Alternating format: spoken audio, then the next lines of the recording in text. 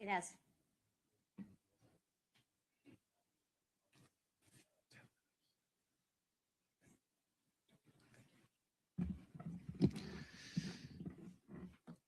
I want to thank you all. In regards to the state's comments regarding what we say, I agree. Okay, so if you heard things in opening that didn't come out during the trial, I agree. You cannot consider that. One thing you will learn is, or as Mr. Yalomachili said, the state has the burden.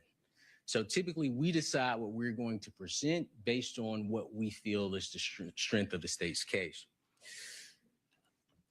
The case presented to you these last 3 weeks, including jury selection, is what can only be described as a story of negligence, a carelessness for the life and the death of Ms. Baker that extends far past indifference. As you've heard through this trial, we have brought you more facts about Ms. Baker than the state. We've brought you information regarding how Ms. Baker was, that she believed in justice, that she believed in fairness, and that she believed in listening to everything before making a decision. She's similar to a jury.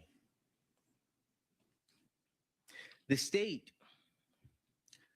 is bringing Mr. Foss before you today to accuse him of crimes that he did not commit. And of course, you don't just take my words for it, you look at the evidence.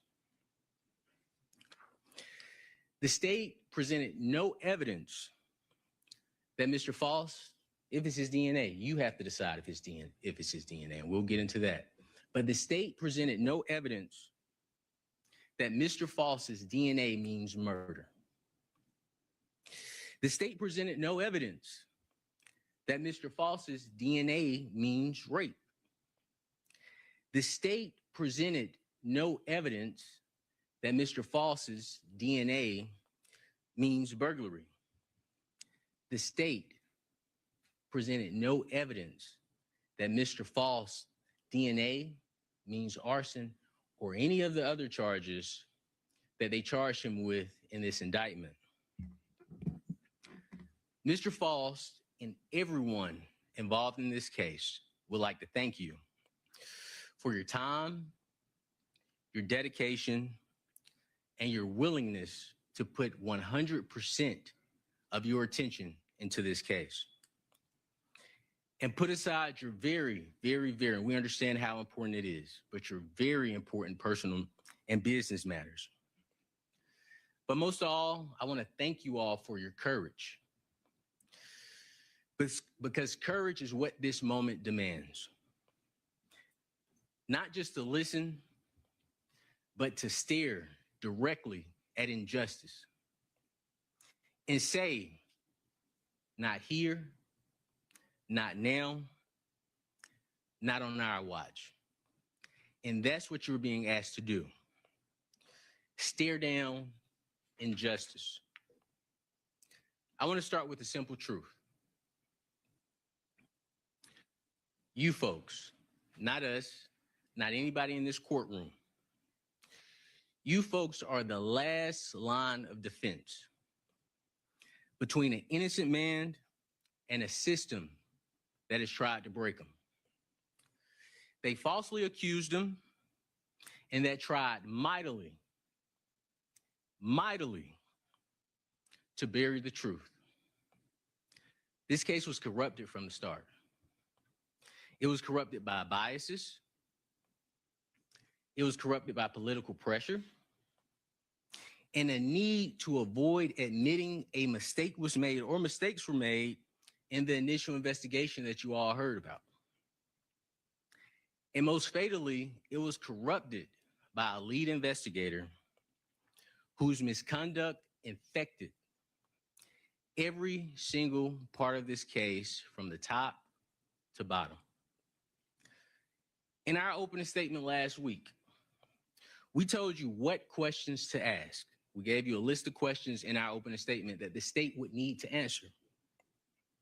And we warned you about the questions. We told you that the state will not be able to answer these questions with the evidence that they presented. And we begged you to try to answer those questions with the evidence that the state had presented.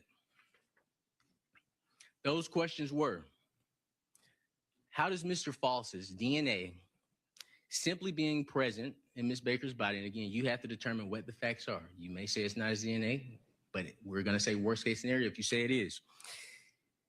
How does Mr. Foss's DNA simply being present in Ms. Baker's body, along with 2 other DNA profiles, establish that he is the person that killed Ms. Baker? The next question, when did Mr. Foss's DNA get in Ms. Baker's body?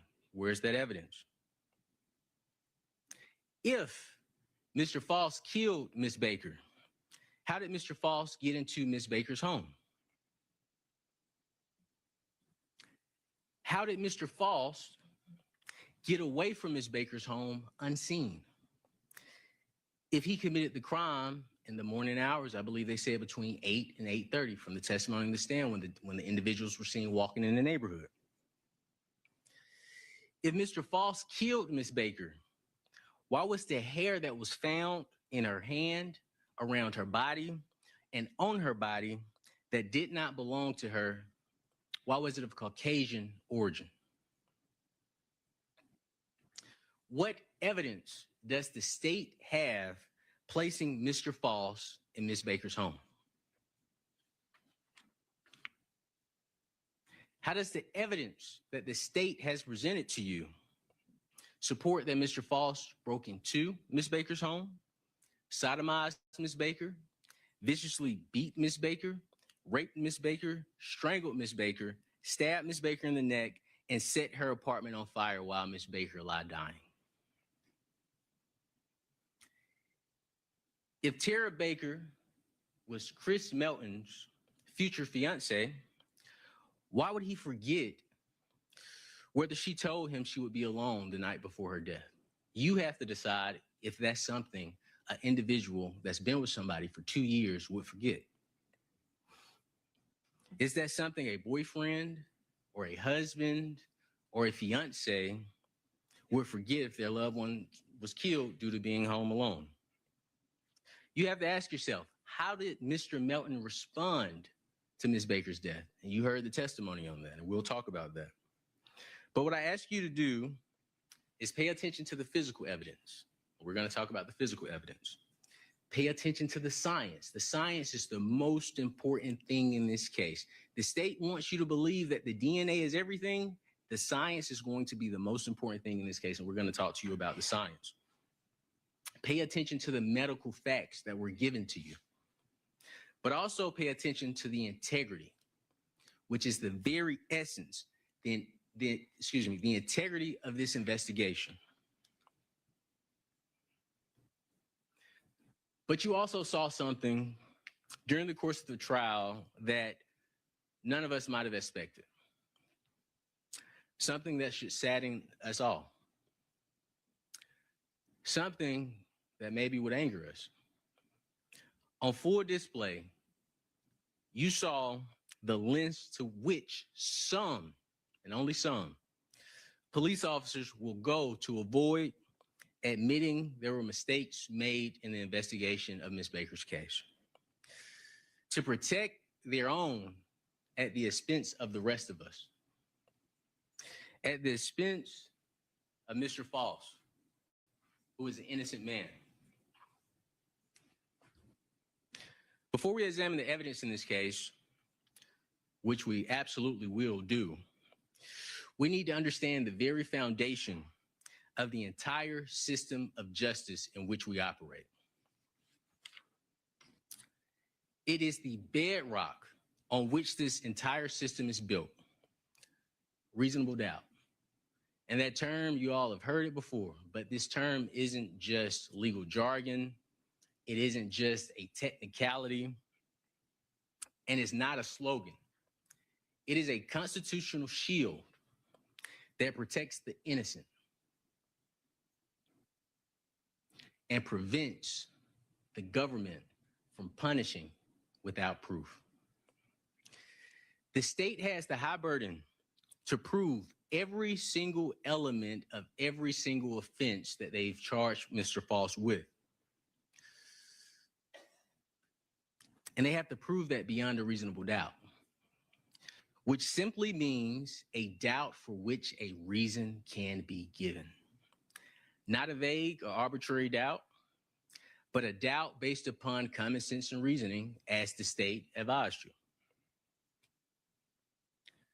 But I want to emphasize this because it sounds complicated, but it's very simple. It's a doubt for which a reason can be given. This doubt can be, and the judge will tell you this. What I'm about to tell you, you're going to hear the judge say the exact same thing. This doubt can be based upon a consideration of the state's evidence as a whole, a lack of evidence, or a conflict in the evidence. And those powerful words are not just some legal jargon. They're a mandate. They're your obligation. They're your community's protection against injustice. In our system of justice, Edward False sits here today,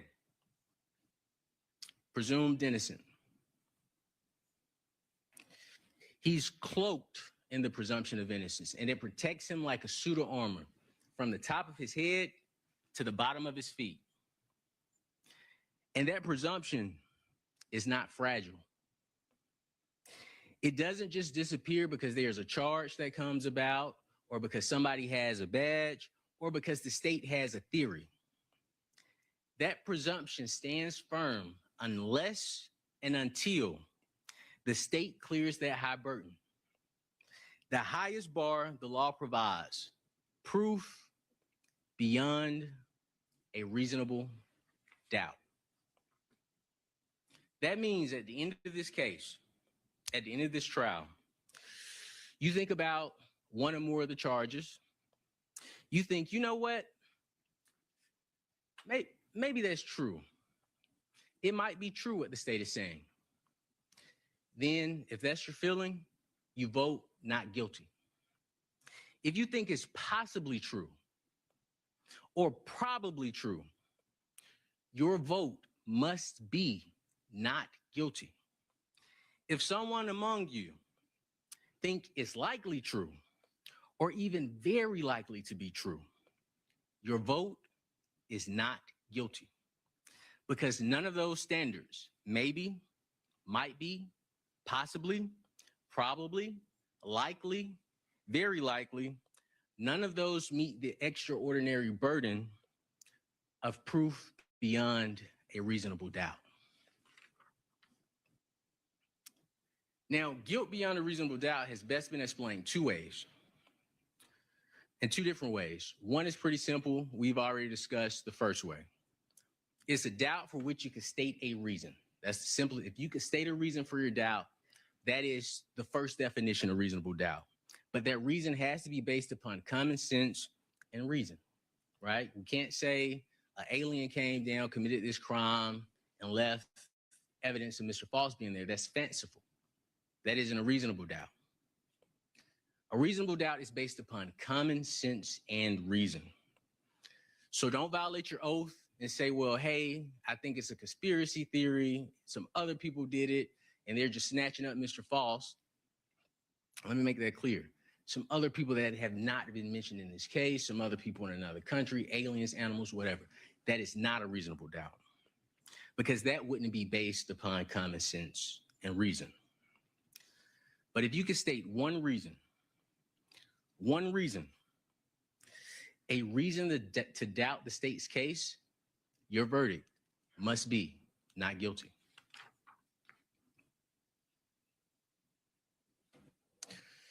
Now, as a jury, you have rules and principles just like we have them in our homes and in our businesses. We also have them in court.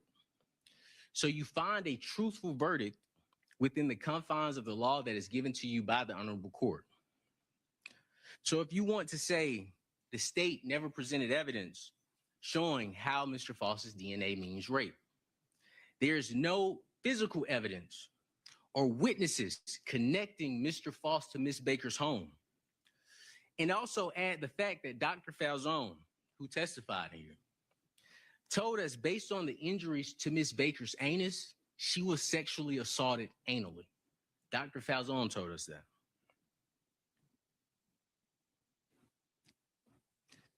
And before I follow up with the evidence, I want to mention one thing that is very important. The judge will tell you that you cannot presume that Mr. Foss in any manner acted with criminal intent. The state has to present evidence of that. You can't just say, well, his DNA is present, that's enough for me. It's his DNA. Well, he didn't explain the DNA, so he's guilty. The state has to explain Mr. Foss's DNA. The state charged Mr. Foss with rape. So the state has to show you, how does his DNA mean rape?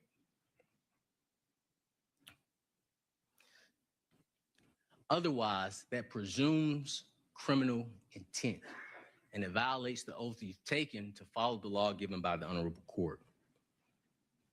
The judge will also tell you to convict Mr. Foss.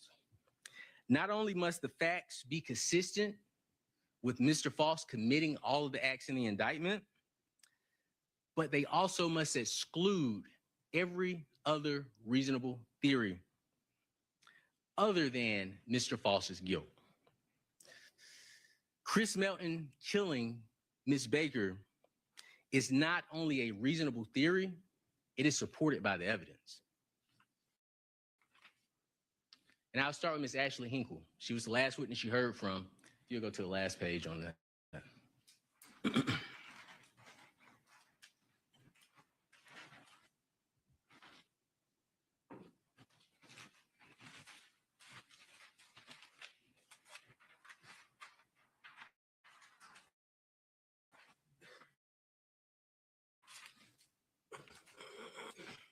And again, no evidence came in about that. You can't consider that. But this is what led us to say our case is where it needs to be. Ms. Hinkle, the states, this wasn't our DNA expert. This isn't somebody we hired. This isn't somebody we paid. This is somebody they brought in to support their case. Ms. Hinkle testified that DNA doesn't last in the anus for 5 days. And you may remember me asking her about the test where they had 5 swabs and they tested the 5 swabs and all 5 anal swabs came back negative. But at most, as we have, 3 days. And that's best case scenario. One of the journals said 2 days, but we'll give them the benefit of the doubt. We'll say 3 days. And the state came before you and said, well, it's a drainage theory. It's a drainage theory. You even had Chris Melton, and you have to decide how he knows this. I don't know where he got it from, but well, I think I know where he got it from, but you have to decide where he got it from. He took the stand under oath and said, well, my DNA was there probably because of drainage. But this is the issue with the state's drainage theory. If we concede, I don't agree with it, but you have to decide what's truthful and what's not truthful. But if we concede that Mr. Melton was with Ms. Baker on Sunday and DNA only lasts 3 days, his DNA would have been gone by Wednesday. So for Ms. Baker to be killed on Friday and Mr. Melton's DNA to show up, it doesn't fit the physical evidence. It doesn't fit the science. And you may have heard the state ask a question, well, does the clock reset? And you heard Ms. Hinkle say, yeah, but it will require penetration. So if it requires, number one, it wouldn't be there, but let's say hypothetically, it requires penetration. Whose DNA profile was the only identifiable DNA profile in Ms. Baker's anus? It was Chris Melton's. So even if you take Mr. Melton's theory, even if you try to give him the benefit of the doubt, it doesn't match the science. And you actually heard Elizabeth Bigham say that. We have to explain your DNA. It doesn't make sense. The issue is Ms. Bigham went to a lab way out in California. You heard the young lady come in, Ms. Lacone. She was very honest. She said, well, I've never been asked to testify about this. This is a presumptive test. Both of these tests are presumptive tests. This is her first time coming into court. Based on what she said, she has not been called in court to testify about this science at no other time. But what Ms. Bigham does, when Mr. Melton wouldn't change his timeline, She changed it for him. And this is the significance of the DNA in the mouth. If you'll go to the paper before. I don't know if I wrote this down, but let's see. This is the significance of the DNA in the mouth. So what Ms. Hinkle told us is that DNA in the mouth at longest lasts 24 hours, at longest. So when Ms. Bigham was meeting with Chris Melton saying, hey, we need to explain this because we need to put it on bad guy, we need to explain it because we need to go after the one we want, she knew out when Chris Melton was saying, hey, I didn't see her the day before. Hey, I didn't see her 2 days prior. Hey, I didn't see her that week. That was a problem for their theory. It was a big problem because she wants Mr. Faust, whose DNA was at one time was only in the mouth. But she has a problem because Mr. Melton's DNA is in the mouth at that time and the anus. So she doesn't go to a lab in Georgia, Tennessee, Alabama, North Carolina, South Carolina. We're on the East Coast. And we don't know how many labs she went to. We don't know how many times she tried to get this stuff tested and tried to get the opinion she wanted. Maybe she was expert shopping. That evidence didn't come in. We don't know. But we do know they flew someone all the way from California on taxpayer dollars to testify about these tests where this young lady says it's presumptive. This is a presumptive test. This is the evidence they brought you. And the reason they brought you that evidence is because they had to take Chris Melton out of the mouth. But they forgot about the anus. They forgot about the anus. In fact, the state didn't even ask about the anus. If you notice, when they presented their case, they just said mouth and vagina. Is that searching for the truth? The elected district attorney came up here and said, our job is to find the truth. I've given you good and bad facts on our side. Is that searching for the truth?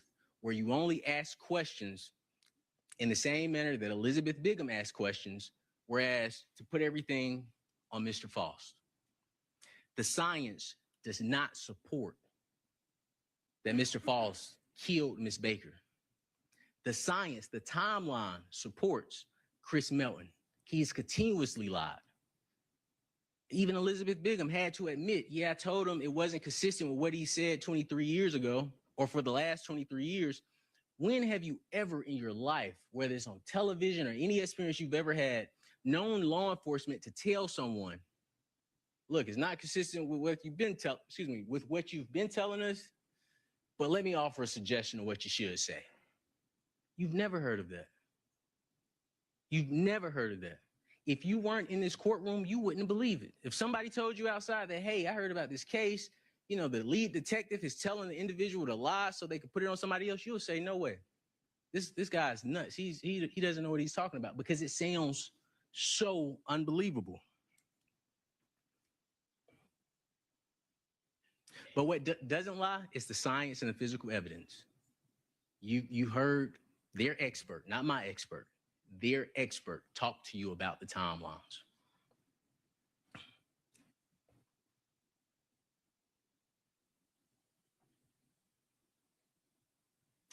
I also want to talk about this, the anus as well.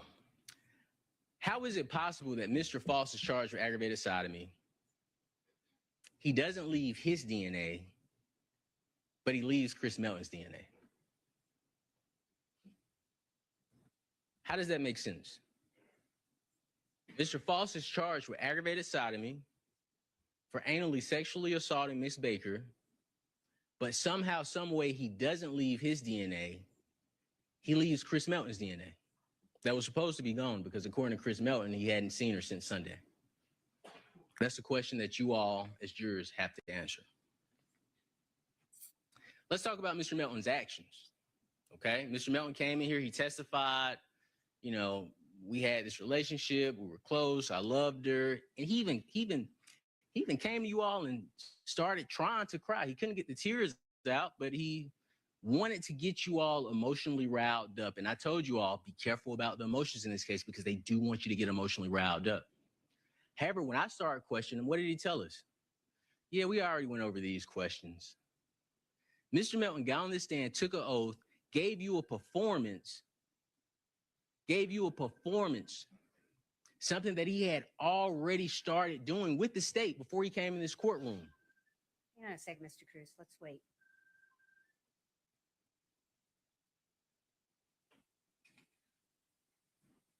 Whoever phone that is, that person is going to need to leave the courtroom.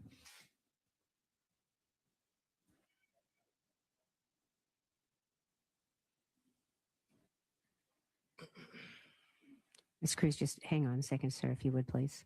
Does it pause my time? Your time has stopped. Don't worry. Don't worry. I got you. All right. You may continue. But he gave you a performance. And I'm sure before cross-examination started, you probably said, oh my God, this terrible guy, this poor guy. He's so hurt by this. He's finally had opportunity to tell his story until I had opportunity to start asking him questions. And I appreciate him admitting that he met with the state. I appreciate him admitting that he went through these questions with the state, but you have to judge his credibility on the witness stand. Now let's talk about his actions. We don't even have to talk about his actions in court because this is 25 years later. Let's talk about his actions the weekend of Miss Baker's death. So Friday, he goes to the police department. They didn't tell him to come. He voluntarily goes. The state wants to paint that as, oh, he's such a good guy. We didn't have to call him. He just came up here because he just wanted to be a good person. You lose the love of your life. Whose first thought is to run to the police department in a whole nother city? Not to comfort the family, not to call Mrs. Virginia Baker and say, oh my God, what's going on? His job or his decision is, let me go to the police department. And then Saturday, what did Mr. Bill Teeter tell us? And again, this is evidence. Bill Teeter says he comes to pick up his truck. If I lost somebody when I was dating my wife 2-3 years and something like this happened, this tragic, I'm not thinking about a truck. I'm not going to pick up a car. I could care less about a car. The family wasn't picking up cars, I'm sure. They were trying to put their life back together and figure out what was going on with this shop. But Chris Melton, he's picking up cars. Sunday, well, we don't even have to go to Sunday. Let's go to Monday. Because police tried to emphasize over and over and over and over and over again. He didn't have a lawyer. He didn't have a lawyer. He didn't have a lawyer.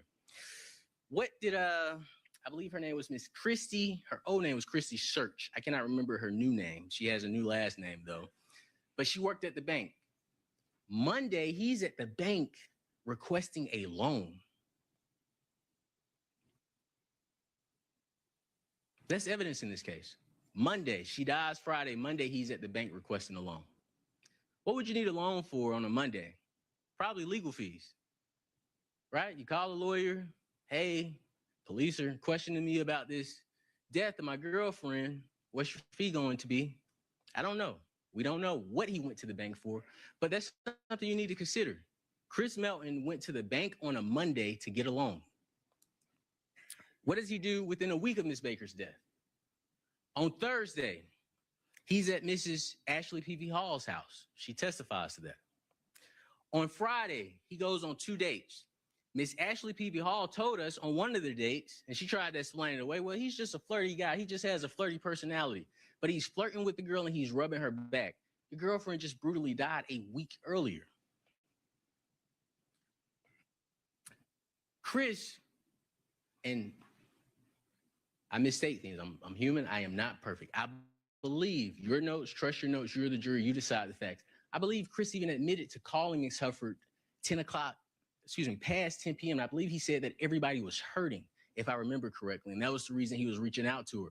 But actually, if your girlfriend dies a week prior, why are you calling other women at 10 o'clock at night within a week of her death saying, well, if you're out in the town, give me a call? Chris's actions support that he was angry with Miss Baker after her death. Her death supports Chris Melton was angry with Miss Baker. He told us she didn't engage in anal sex. What other way could you humiliate a person? If that's something she doesn't do, you do it anyway. He's living his life. He's not hurt. He's going on dates. She has a candlelight visual. He skips it. He didn't love Miss Baker. He hated Miss Baker. We don't know why. The evidence didn't come in. But he knows Miss Baker has a candlelight visual. He's this great, dedicated boyfriend. He's just the perfect guy, just the nice guy. But she has this candlelight visual, and what Mr. Melton decides to do is, you know what? It's a country concert in Atlanta. Let me go see Give me a country guy. Who? Let's go see Garth Brooks. My girlfriend just died. Let's do a triple date to see Garth Brooks. And, I'm going to blame it on her pretty much saying, Chris, you don't need to be there. And I think somebody even came in here and tried to explain, well, it was people they worked with. Chris had no need to be there. It is your significant other. Pay your respects if you care. He didn't care. He hated Miss Baker. And the manner of her death supports the exact same thing. You don't have a stranger breaking your house.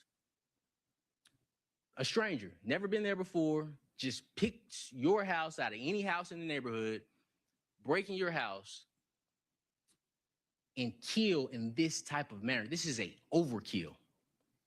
This is a overkill. This isn't a random stranger killing. Somebody wants to steal your car, they shoot you in the head, they take the car. They don't shoot you and keep shooting you and keep shooting you and keep shooting you and keep shooting you. Nothing was stolen out of the house but a laptop. What does a laptop signify? It's personal. It's information on the laptop. This isn't she had diamond earrings in her ear. She had jury in her room. Roommates, jury in their room, money in the room. Nothing's taken. The person that went into Miss Baker's house was either led into Miss Baker's house or they had a key. Now, I asked Elizabeth Bigham about the keys. I said, hey, do you have Miss Baker's keys? What did she say? Yeah, I think so, but I don't know where they are. Or we may have them or they may be downstairs. I asked about the lock. Exact same answer. Now, the significance of those keys is twofold. One was Miss Baker's house key on the key.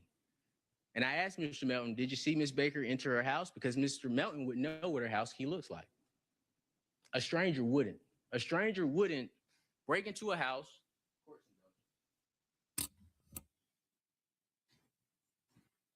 A stranger wouldn't break into a house, take the keys,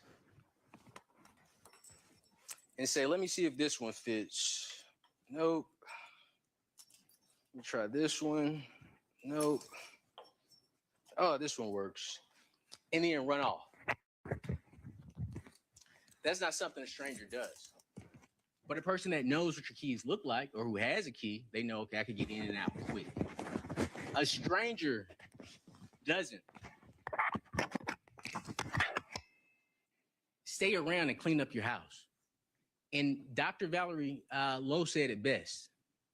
She said, it's like somebody knew we weren't going to be at home. How would a stranger just, out of 6 people possibly being in the home, how would a stranger just pick the right time and then have the nerve to stay there and clean the place up? That's not a stranger. That's somebody that knew Miss Baker. That's somebody that was angry with Miss Baker. Miss Baker didn't have a towel near her. She didn't have clothes near her. This was somebody she was comfortable with. And again, whose DNA was present? According to the state, Mr. Melton's DNA is in her vagina and her anus. But for the last 23 years before Elizabeth Bigham got involved, his DNA was in her mouth and her anus. Whatever you think right or whatever you think is right, you have to decide. You're the judges of the facts in this case. Now, you know that Chris Melton is a liar. It's been, Ms. Bigham said it. You heard the recording. You heard me ask her questions about the statement she made to him. This is inconsistent with what you said over the past 23 years. And that interview was in 2024. Mr. Foss is a truthful person. During his interview, he was asked about white women that he dated. He named the white woman that he dated, but he also said that he's had plenty of women in his day. And he told the investigators, I don't discriminate. I'm not a discriminatory person. Color doesn't matter to me. Dating, and you got to listen to the questions they ask because they want you to make assumptions. They want you to hear things one time and then start making assumptions. Dating signifies a commitment. They asked him about dating. Chris Melton claimed to date Ms. Baker. Mr. Foss didn't. They asked Mr. Foss, why was his DNA found in the house? Now, at this point, you know Mr. Foss's DNA was not found in Ms. Baker's house outside of it being in her body. They were asking him trick questions to see what he would say. And what did he say? What? My DNA? My DNA? I've never been in a house in Deer Park. I've never been over there. And again, the physical evidence does not lie. The science does not lie. The physical evidence tells you that Mr. Foss is telling the truth. Every single witness in this case that we talked about, what was found in the house, including the microscope, I think he was, I can't think of his name, but the expert who did the microscope with the hairs, he admitted, and I think it's bad science, but you have to decide. He admitted that there were no African American hairs found on, around, or anywhere near Ms. Baker's body. The physical evidence supports that Mr. Foss was telling the truth. The physical evidence supports that Chris Melton is a liar. After telling Mr. Foss that they had warrants for his arrest, they told him it was for, and mind you, let me not skip this point. They had already told him twice. So when you see him talking, he's already been told they have warrants for his arrest. He just isn't to the point where the warrants are for. But after telling him that they had warrants for his arrest for murder and aggravated sodomy, something significant happened. And the state doesn't want you to think about this. Just imagine you're at Walmart or you're just out and about living your lives. Police come and pick you up. They are talking to you and they say, you know what? We have warrants for your arrest. We already have the warrants. No getting out of it. For murder and aggravated sodomy. Something significant happens and police are aware of this. You panic because you're scrambling, trying to figure out, oh my goodness, what the heck is going on? But they tell him this and then they ask him, and it's very important that you listen to what they say because you have to remember, Elizabeth Bigham is biased. She's already told Chris Melton before she's met with Mr. Foss, we have to put it on this guy. You have to keep all this stuff into context. The interview with Chris Melton happened, I believe, on May 5th. I believe May 5th or 6th came in on the testimony. May 9th was Mr. Foss's interview. So she's already told Chris Melton, we're trying to get this guy. We have to go after this guy. So it's very important that you listen to the language of the questions that are asked. She asked Mr. Foss if he knew a girl, and this is a paraphrase, from a cold case from 2001. They didn't show Mr. Foss the photo. They have him freaking out. It's a murder warrant, the most serious charge in the state of Georgia. They don't show him a photo. They don't even give him the decency of telling Mr. Foss the young lady's name. So when he says, they say, do you remember him? He says, I seen a paper. I believe he says, I seen a paper when it first happened. And we have a photo we admitted into evidence.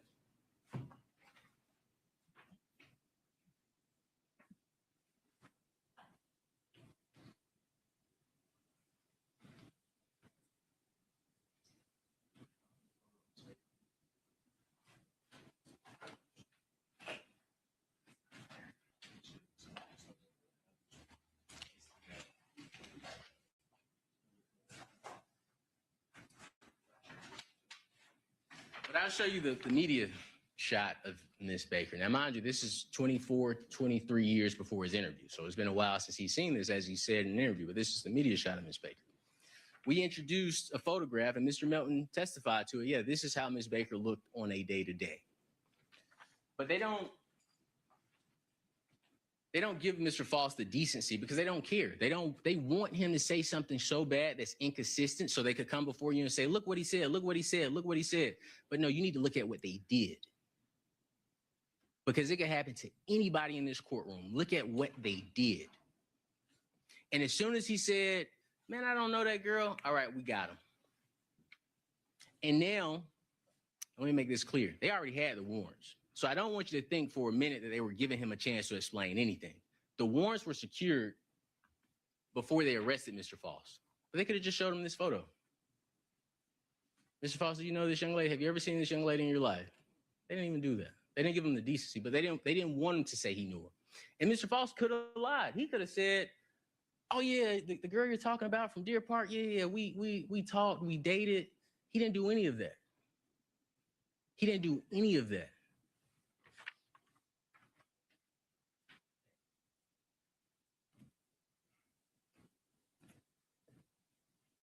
They never gave him an opportunity to understand who they were referring to, but now they want to use the evidence against him. You want to perform a shock and awe type of presentation on somebody, arrest them, tell them they're charged with murder and aggravated sodomy, and then have a gotcha moment. They didn't give Mr. Falls the chances or the grace that they gave Chris Melton. Elizabeth Bigham testified that Chris Melton said 7 times that he last saw Ms. Baker 10 days prior to her death. We went through it together. 1, 2, this is the 3rd time, this is the 4th time, this is the 5th time. 7 times Chris Melton said 10 days.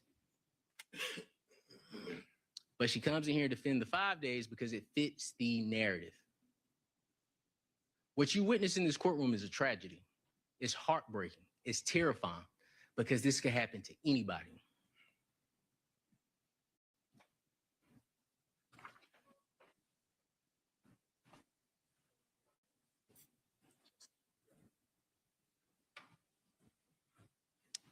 I have one. So in this little discussion that we just had, I've given you many reasons to doubt. We probably just discussed about 15 to 20 reasons to doubt the state case. You agree with one, you're done. If you agree with one reason to doubt, you're done. That is a truthful verdict. You must follow the law because that's what you took an oath to do. The second best way to explain guilt beyond a reasonable doubt is you compare it to making the most important decision of your life. And I hope that no one ever has the situation, but I'm sure you're all aware, or you may not be aware, so I won't mention it. But just imagine you have somebody in the hospital, somebody you love, somebody you care about, and they're on life support. And you're the person in the hospital waiting room, and the doctor comes to you, and the doctor says, pull the plug. If you could look at that doctor and say, doctor, go ahead and pull the plug. You've answered all of my questions. I believe, or I know Chris Melton's alibi was confirmed. I know that because I trust Chris Melton, just like law enforcement trusted Mr. Melton, or Chris Melton, excuse me. They said it did not have to be confirmed, so doctor, I believe the exact same thing. I'm going to ignore that the FBI told ACCPD, and that was from that testimony came in through Mr. What was the gentleman's name? The report. I cannot think of the gentleman's name. The testimony came in through Griffith. I asked Griffith about the FBI asking him to search Mr. Melton's hard drive.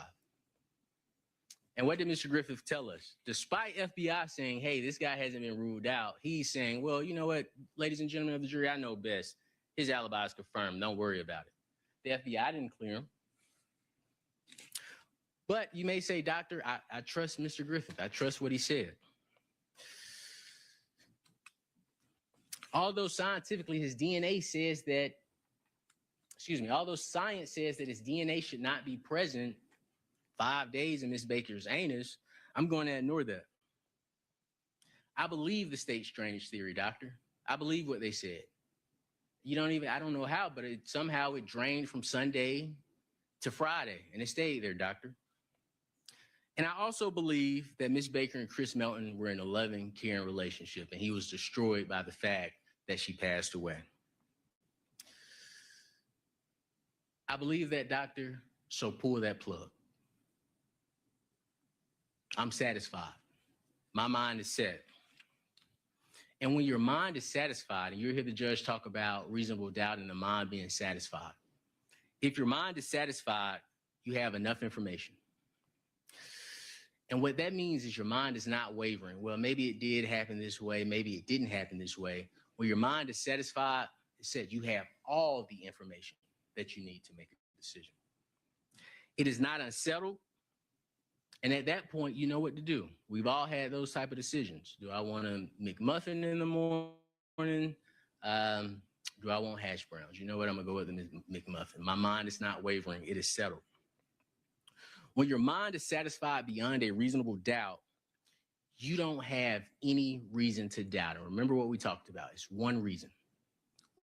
When your mind is satisfied beyond a reasonable doubt, you have no reason to doubt.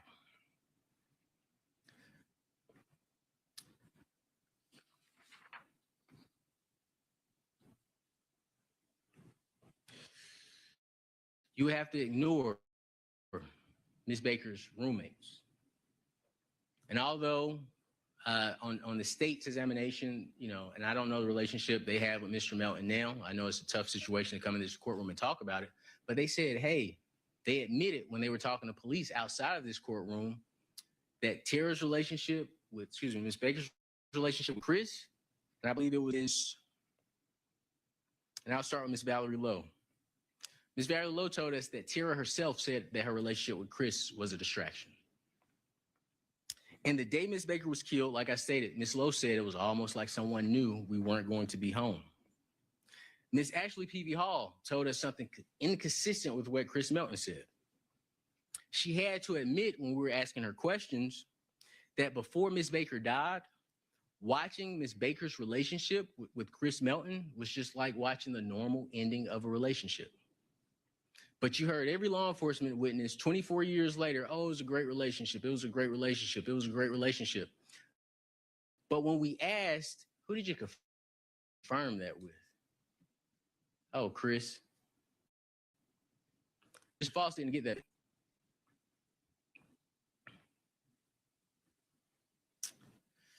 You'd also have to ignore that Chris failed to tell the police that him and Tara had a fight the week before her death. Right? And he came in here and he said, oh, well, yeah, it was a fight about a porno I had. It was an orange tape. He gave you this elaborate story about this porn to say we had a fight about a porn, right? But I want you to consider that. I think that's a significant fact considering what occurred to Ms. Baker when she passed away. Now, I don't trust Chris Melton. I think everything he says is not to be trusted, but you may. Ms. Baker was sexually assaulted in multiple ways. If Chris Melton is telling the truth, the last fight they had was over pornography. And it was serious enough to cause a rift in the relationship. Now, with the laptop piece, we don't know if Ms. Baker wrote Mr. Melton a letter, typed it up, so he needed to take the laptop. We don't know. That didn't come in. But that is something for you to consider. Their last fight, according to Chris, was over porn. Her death was sexual in nature. You would also have to ignore Chris's statement about punching this wall 30 times, I believe was his testimony.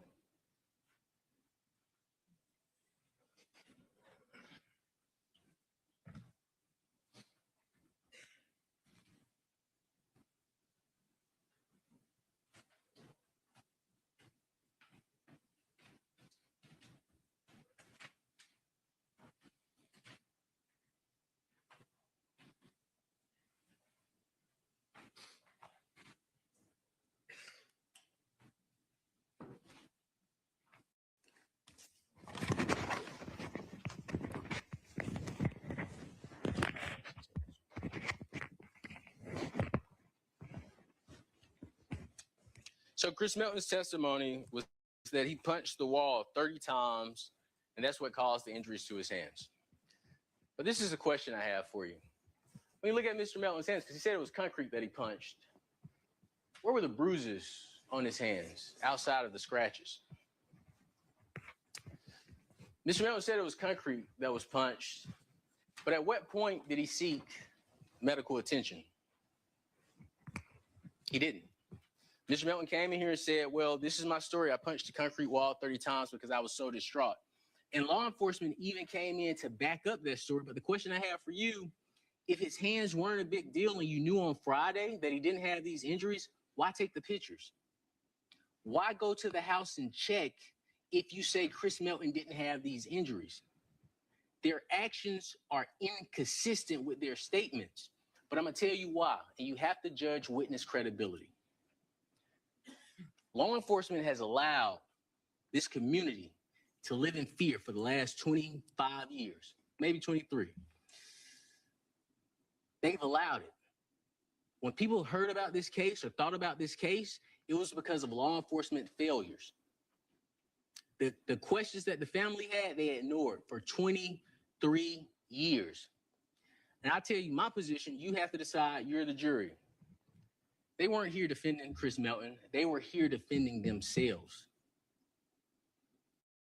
They were here to say, hey, all this stuff we missed, forget about it. Don't worry about that. Because we didn't actually miss anything. There were, Detective Ricketts, there were law enforcement officers coming in here. And I admire law enforcement. I think they are heroes. When I'm running out of a building, they are running in. They are heroes. But you also have to understand, we have Detective Ricketts coming in saying, Chris Melton's alibi is confirmed. And if you could show the alibi chart that we did with Detective Ricketts. Chris Melton's alibi is confirmed.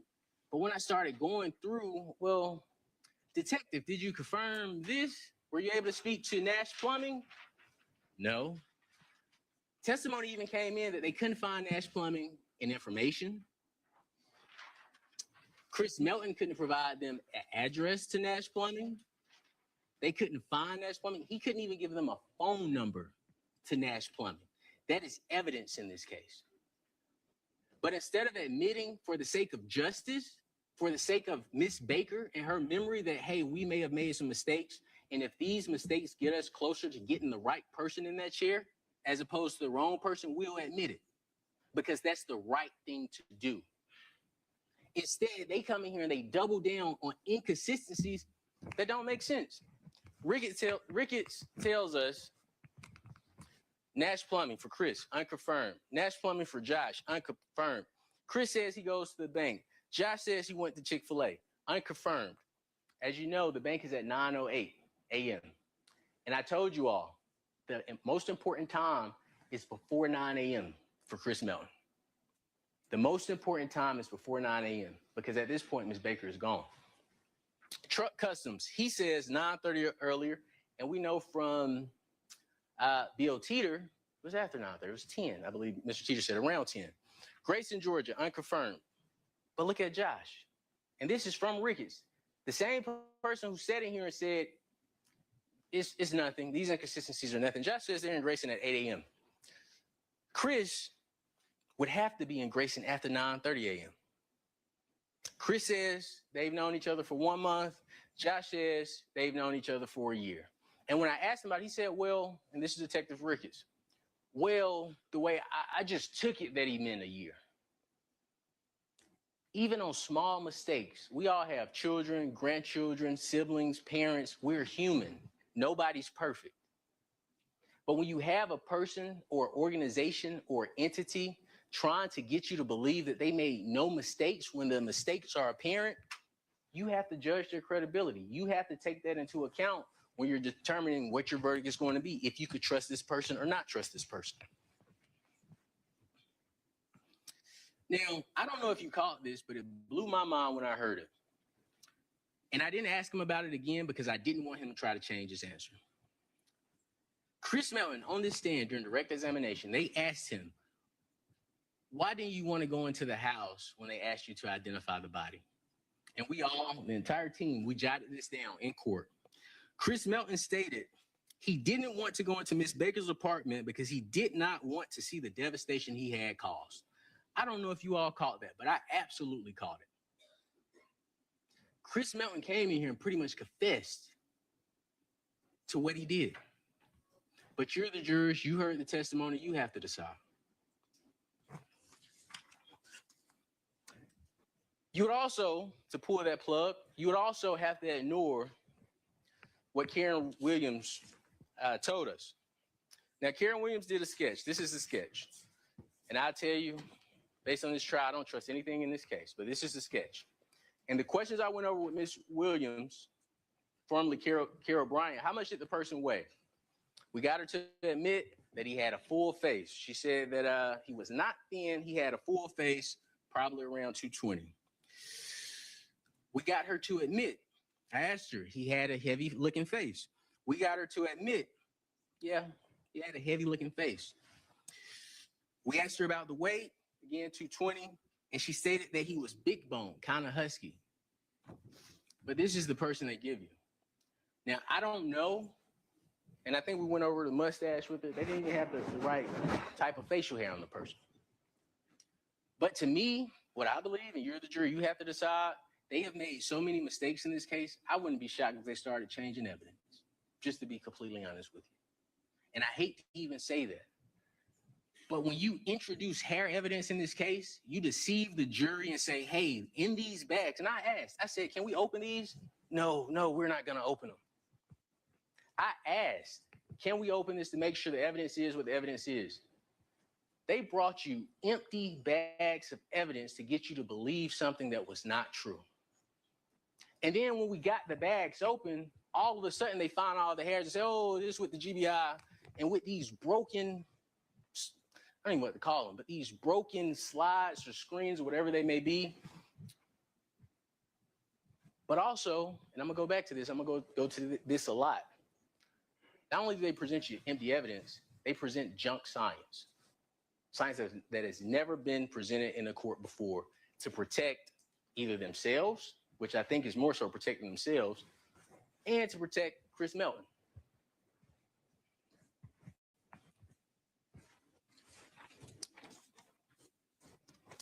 Now, when we talk about the sketches, remember what everybody said, and this was consistent, because I asked the same question for every sketch witness. The person is walking. The person isn't trying to hide themselves. The person's just minding their business. And I also asked, is there a Walmart? Some people said, I don't know. But we did have Ms. Riker say, yeah, I assumed the person was going to Walmart. And if you think about the direction everybody was walking, if this is the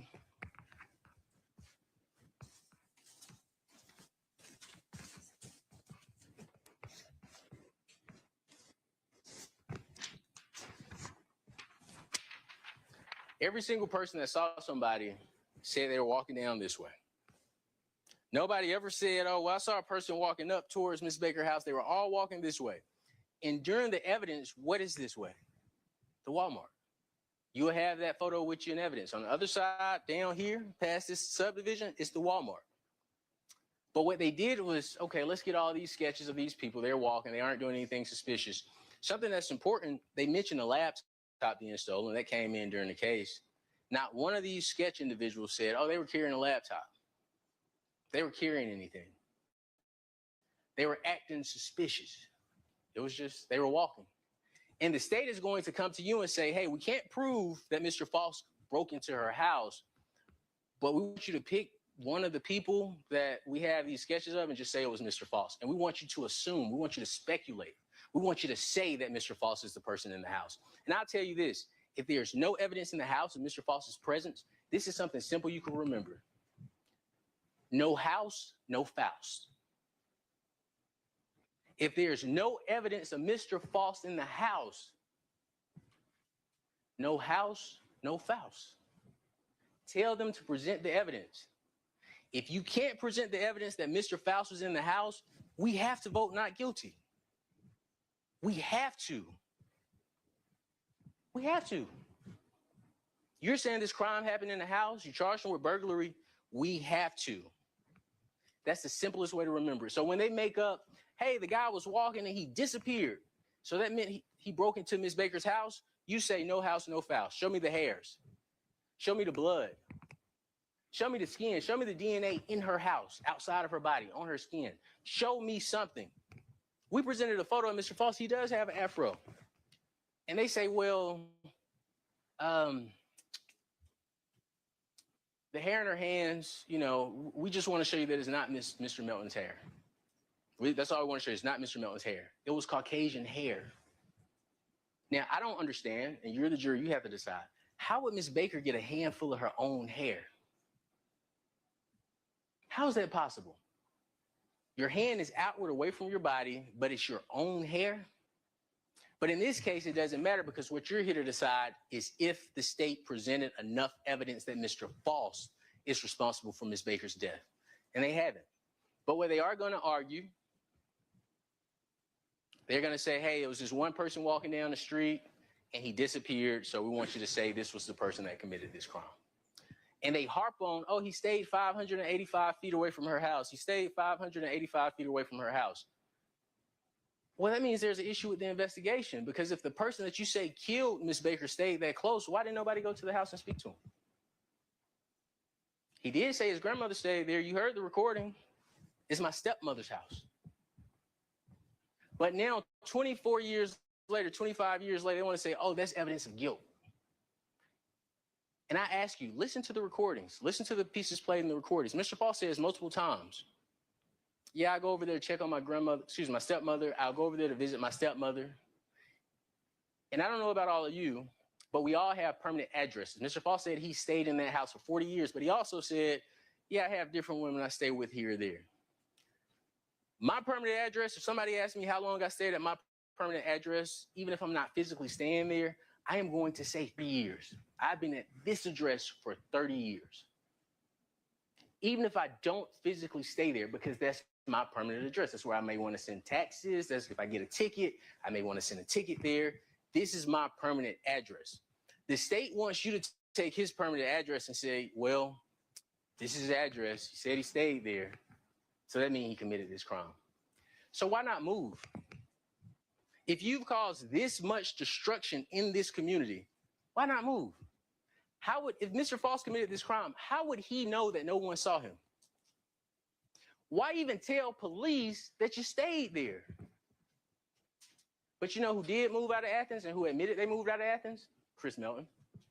He got the heck out of town. Never to come back. And where did Mr. Melton say he stayed when Miss Baker died? His parents' home. Where does he currently stay? Miss Baker's home. Excuse me, not Miss Baker. I'm sorry. His parents' home. Where does he currently stay? Still in his parents' home. And I want to show you something. And this is the reason Mr. Melton stated that he stayed on the second floor. He is a liar, because Josh McCurdy came in and said he stayed in the basement. But I'm going to show you why he lied.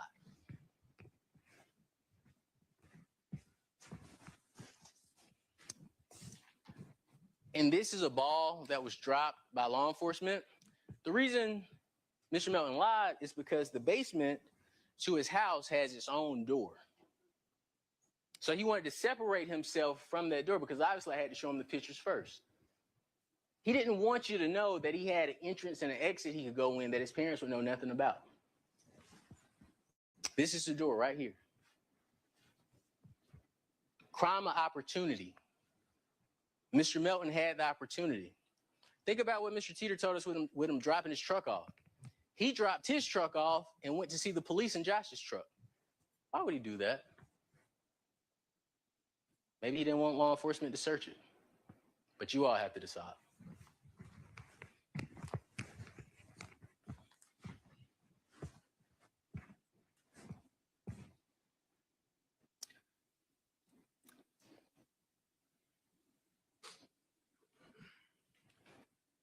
But if you say, I'm going to ignore all of that, I believe Mr. Falls was the person walking in orange in the neighborhood. I know the state can't present any evidence that he was in the house, but I just believe it was Mr. Falls. That is my belief. I think it was Mr. Falls. You pull that plug because your mind is settled, is satisfied, and it is not wavering. And you then find Mr. Falls guilty because your mind is satisfied beyond a reasonable doubt. But if you want to say to that doctor, hold on, doctor, hold on 1 second.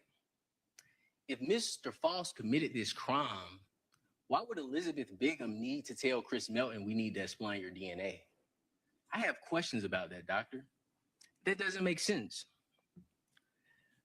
Doc, you're telling me to pull the plug, but Miss Baker was sexually assaulted anally, but Chris Melton's DNA is the only DNA present? I don't know, doctor.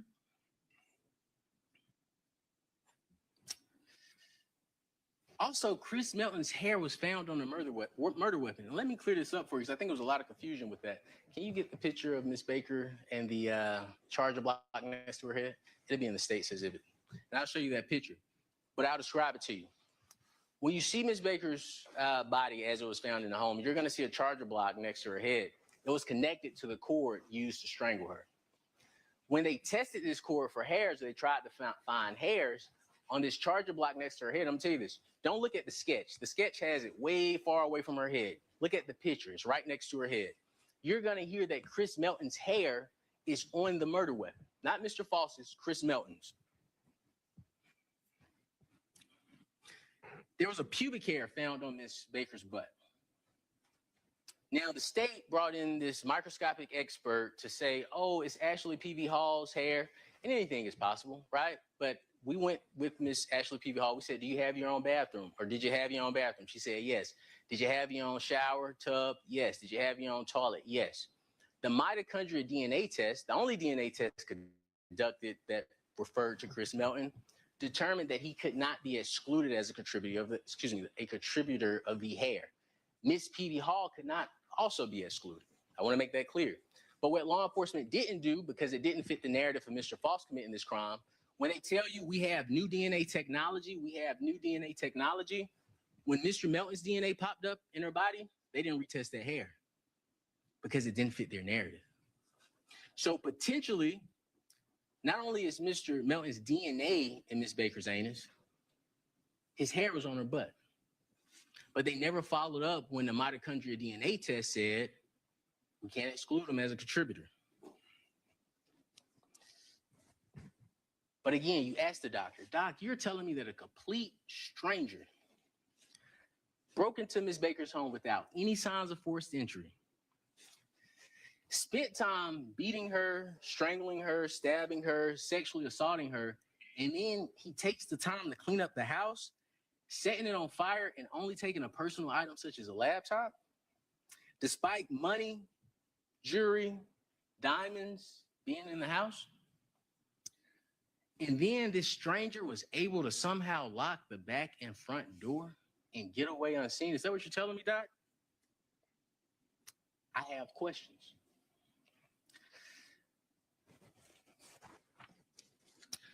And I ask you this, why would Mr. False say he stayed at 350 Cooper Road? That's something you need to consider when they say, hey, the fact that he stayed so close is evidence of guilt. But again, how does where he stayed, or his stepmother's home, or the home he visited, because that evidence is an evidence. You can listen to the recording, listen to what he said. How does evidence that he stayed close to Miss Baker's home prove that he murdered her?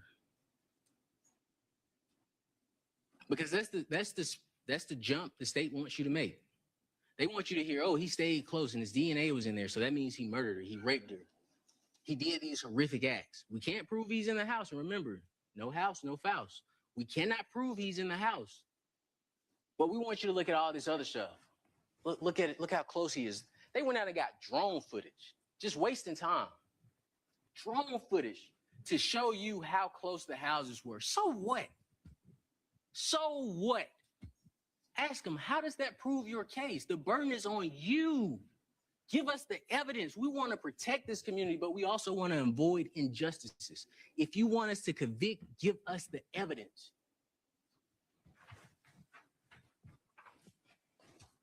The other one with the block next to her hip. That isn't evidence of a crime. That's evidence of proximity, but that isn't evidence of a crime. They've charged Mr. False with some crimes so disgusting. When you all heard him, you were like, oh my God. Certain people say they had physical reactions. But the best evidence you come with is the fact that he stayed close, and you go spend all this money doing drone footage. Miss Bigham, I believe, you're the jury, you will remember the testimony better than I. I believe she said it was like $5 million they had for this case, or a $5 million budget or something like that, or a Baker-Coleman Act bill that provided a certain amount of money. I don't know, I could be mistaken. Okay, I probably am mistaken, so I'm gonna leave that one alone. But if you say that Mr. False being close to the home is a problem, in 2001, why nobody went to the home to speak with anyone? They presented no records, no evidence of who they spoke with, where they went. That's their job. The judge is going to tell you Mr. False doesn't have to present any evidence. If we needed to, we're prepared to. But Mr. False didn't have to present that. They were required to, and they didn't. You say, Doctor, I still have questions. Chris Melton's hands, how did they look like that?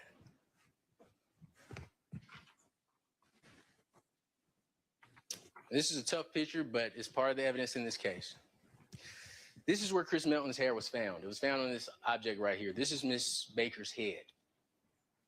So when we say Mr. Melton's hair was found on a murder weapon, the cord used to strangle, this cord here is wrapped around Miss Baker's neck. So when we say his hair was found on a murder weapon, it literally was found on the murder weapon, next to her head. And again, I'm gonna emphasize this for deliberations. Don't look at the sketch, because the sketch, you have the photos. You don't have to look at a sketch of how the scene looked. You have the photos yourself. Just.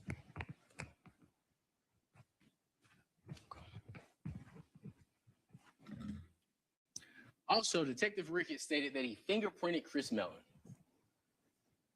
I'm sure you remember that testimony. He said, the reason I know there were no injuries on Mr. Melton's hands is because I fingerprinted Chris Melton. So there's two questions you have to ask. If you were not arresting Chris Melton, why were you fingerprinting Chris Melton? That's one. The second question, and maybe it's in evidence. I don't recall seeing it, but maybe it's in evidence. Ask them for the fingerprint card. Ask them for the fingerprint card. They said they did it. We don't just take a person's word for it, especially when you have a history of being dishonest. Show us the fingerprint card.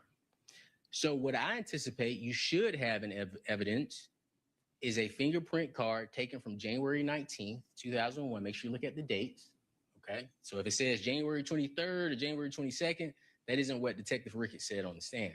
There should be a fingerprint card for January 19, 2001 with Mr. Melton's fingerprints in it. You can open all of this stuff if you want to. You're the jury. You're the finders of fact. So Detective Ricketts said it, ask for the evidence.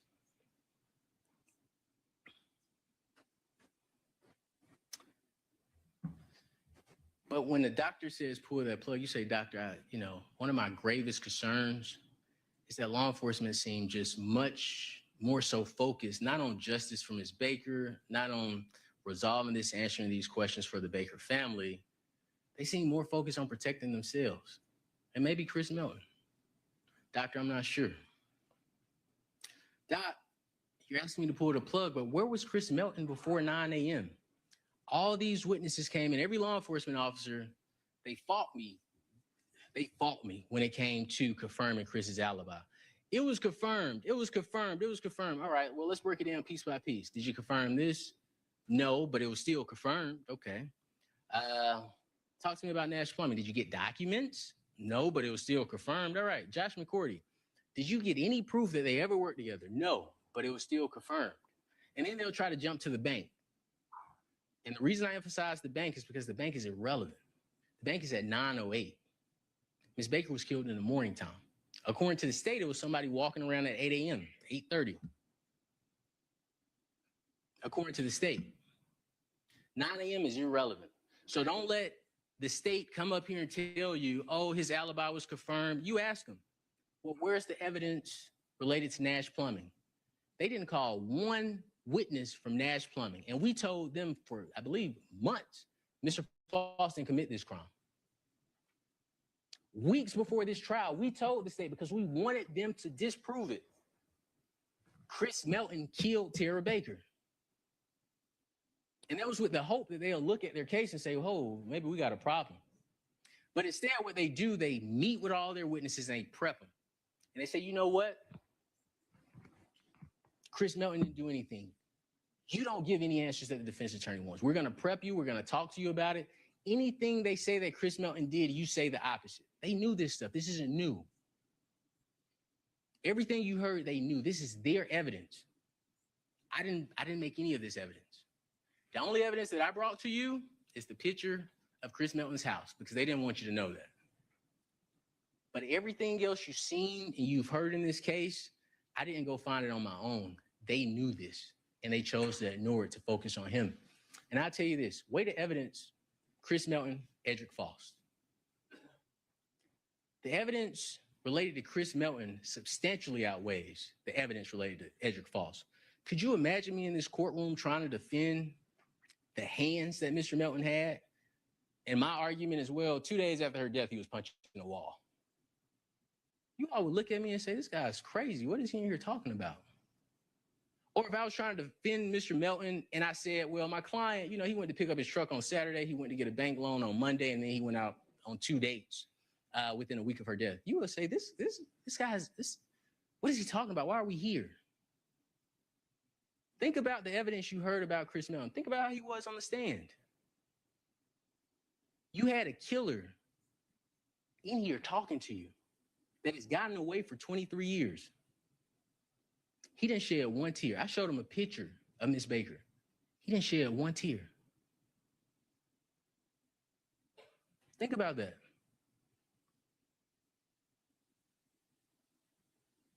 Edric Foss did not harm Miss Baker. But you don't have to take my word for it. You can look at the evidence. You can look at the evidence.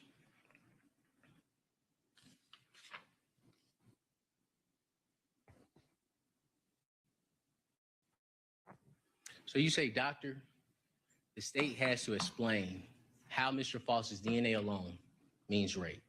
How does his proximity, if you say he stayed there, how does his proximity mean murder, rape, arson, aggravated sodomy, 2 counts, 4 counts of felony murder, burglary?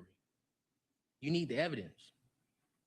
So, doctor, you don't pull that plug. Hold on, my mind is wavering. It is not satisfied. It is not settled. I have questions. Doc, don't pull that plug. When Mr. Foss chose you all to decide his case, he gave you all awesome power. You may have noticed that each and every time the Honorable Judge Lott entered and exited this courtroom, we stand in her presence. And the reason we stand in the Honorable Judge Lott's presence is to show respect for her awesome power as the giver of laws in this courtroom. You may have also noticed each and every time you, ladies and gentlemen, entered and exited this courtroom, we stand in your presence. Because just like Judge Lott, you all are the judges of the facts in this case. In our standing, that is symbolic to show our respect to your power.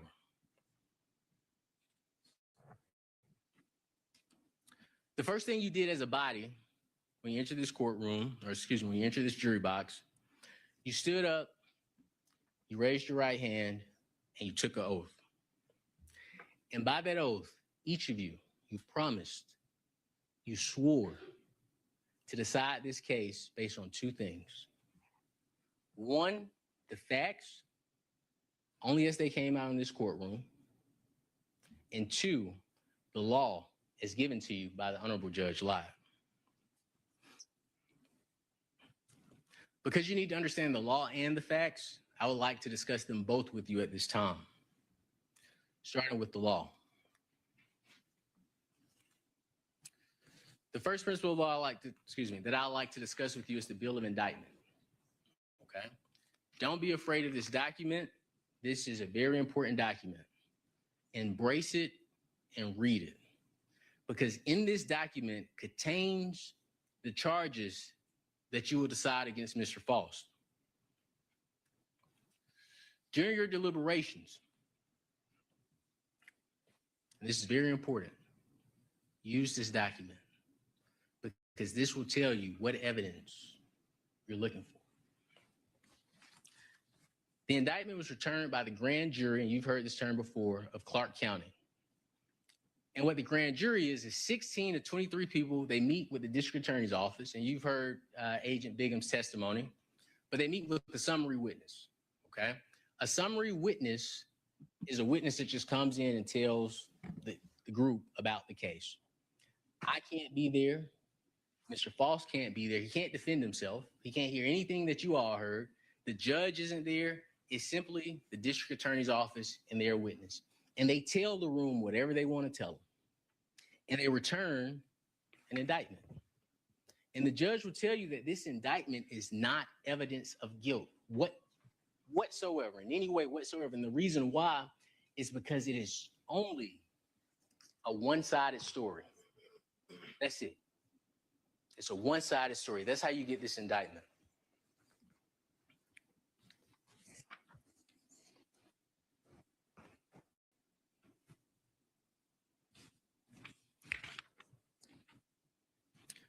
Give you a short story.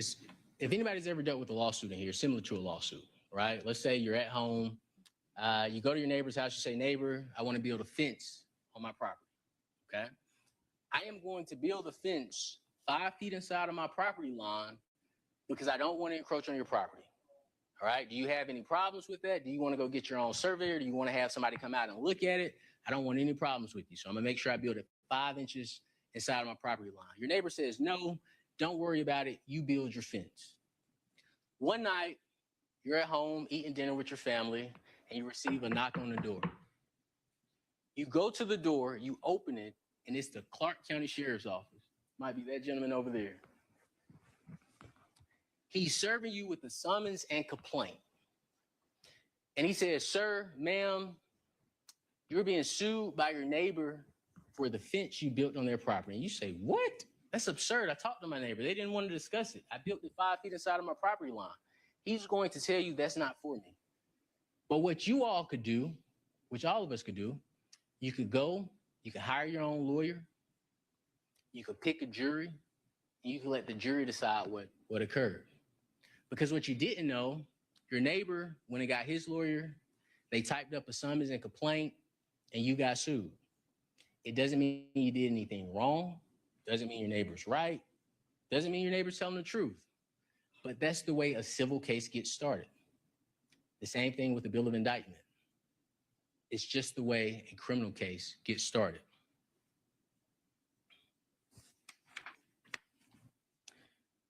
The next principle of law I'd like to discuss with you are the 12 counts in the indictment. The sole issue in this case, it may make deliberations very simple for you all. The sole issue, everything that is charged in this indictment, we believe occurred. The sole issue where we are on opposite ends of the earth is whether or not Mr. False committed these crimes. That's the sole issue you have to decide. Has the state presented enough evidence that Mr. False committed these offenses? Malice murder, it's the first count in the indictment. And you're going to have these jury charges. The first element of malice murder, and this is the only question you have to answer in regards to malice murder, the first element is that the defendant, in this case, Mr. False, caused the death of another person. That's the only question you have to answer in regards to malice murder. Did Mr. False, let me change that. Did the state, because it's their burden, did the state present enough evidence to you to prove beyond a reasonable doubt that Mr. False, and I hate to use this language, but murdered Miss Baker? I'll tell you they didn't, and we've discussed it. No house, no fouls. They didn't present any evidence placing Mr. False in the home. That's first and foremost. None. They admitted in opening statements, they can't even tell you how he got into the home, right? And I'm telling you what their argument is going to be. It's going to be choose anybody that was walking in the neighborhood. We want you to say that's Mr. False. That's what they're going to tell you. They're going to say, Jay Anderson saw a guy walking that fit Mr. False's description, and he disappeared when Mr. Anderson went away from the window. So that means this guy ran around the house and broke in the house. Ask them for evidence. The person that killed Miss Baker knew Miss Baker. That has always been our position. Look at the photos of the crime. The person that killed her knew her. They were angry. Why they were angry, we don't know. It didn't come in this case. But they were enraged. It was an overkill. Counts 2 through 5 are felony murder. They charged Mr. False with 4 counts of felony murder. To convict of felony murder, the state must prove, and again, it's only one issue that you have to decide with all these counts, that Mr. False is the individual that engaged in these acts. And they have to prove that beyond a reasonable doubt.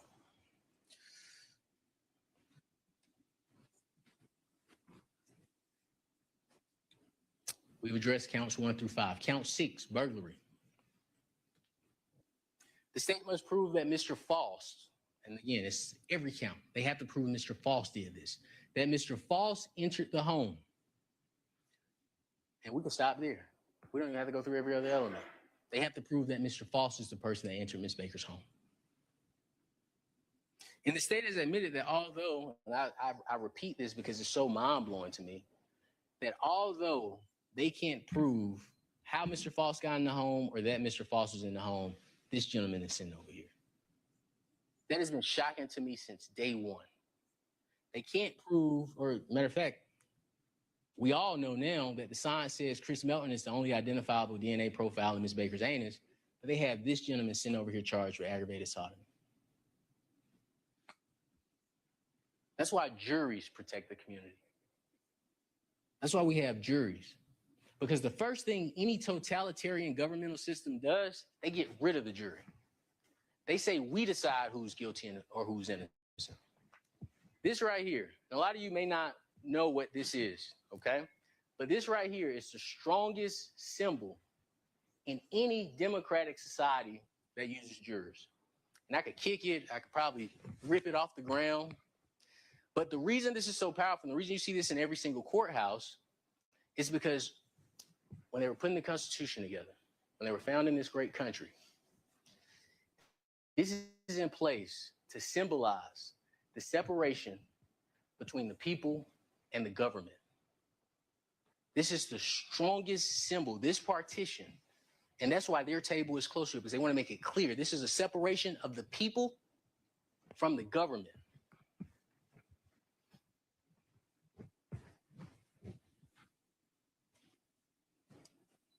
Oral sodomy.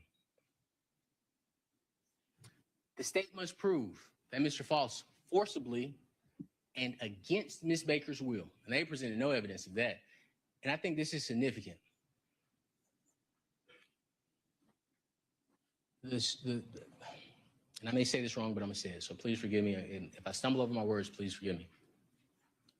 Elizabeth Bingham was the person that decided who raped Ms. Baker and who did. She had two options. She had Chris Melton, she had Mr. Foss. She was the one that had to make the call. She was the lead investigator on this case. So it wasn't Ms. Baker saying, hey, this is who did it to me. Ms. Baker had Caucasian hair everywhere. She tried to leave him something. But Elizabeth Bingham is the person that made the call. And despite all the evidence in this case, and she told you that she reviewed her entire case, for everything in this case that I've seen, she's seen. Instead of saying, hey, you know what, let me follow the evidence, she sets a meeting with Chris Melton and tells Mr. Melton, look, this is what we need to do. She hasn't talked to Mr. Foss. She doesn't know Mr. Foss at this point. It's just, this is what we need to do. I'm going to go after this other guy. So when you think about these charges, I want you to think about them in the context of why we are here.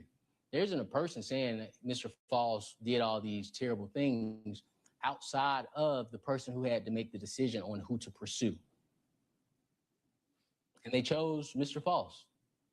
So they have to present evidence supporting that Mr. Foss was engaged with Ms. Baker without consent. And the court is going to tell you that. You're going to hear it in jury instructions. They have to prove that any contact was without consent. And Mr. Foss can't answer that question for you. They snatch him up 24 years later. Chris Melton has been answering the question for 23 years, or 26 at this, 25 at this point.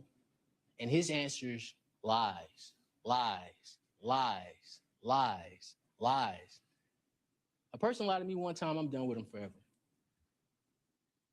If somebody could take an oath before God and get on this witness stand before God and lie, is that somebody you could trust? He's shown police multiple times he's willing to lie. He said 7 times he saw her 10 days and switched it for him. And then he came here and said the same thing. Oh, I was mistaken on the 10 days. You know, Liz, he called her by her first name. He actually has a nickname for her. He calls her Liz. You know, Liz reminded me that it was actually 5 days when I saw her. He's a liar. He's not truthful. Mr. Yalamachili told you the purpose of a case, any trial, is to find out the truth. You don't build a case to find the truth based on liars and lies. And this is what this case has been.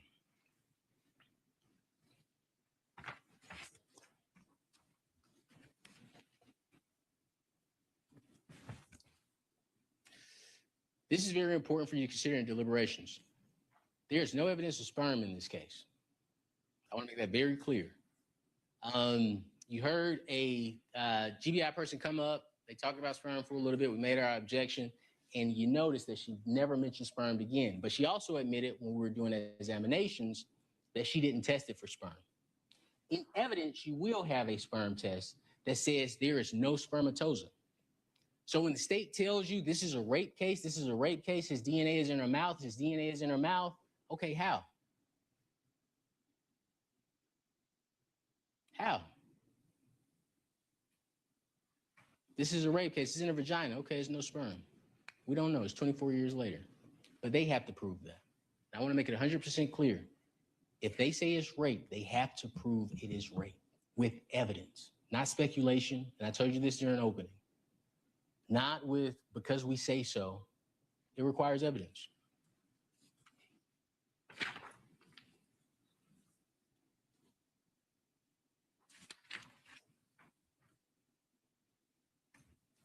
Count 8, rape, as I just mentioned. I want to make it clear. No assumptions, no stereotypes. You make your decision based on evidence. The state wants you to rely on assumptions.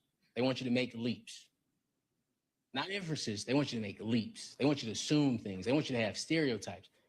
Base it on the evidence. And when we chose you as jurors, when Mr. False chose you as jurors, we chose people that we felt followed procedure, respected the law, and were required evidence to be presented.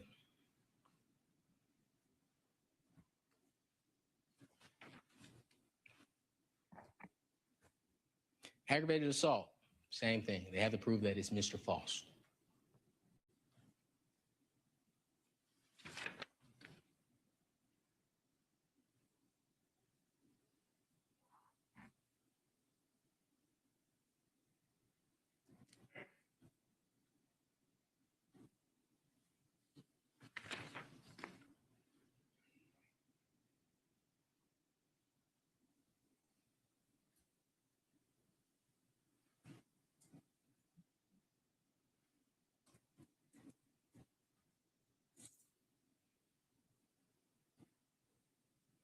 And finishing up, I thank you all for your patience. Just want to make sure I cover all bases.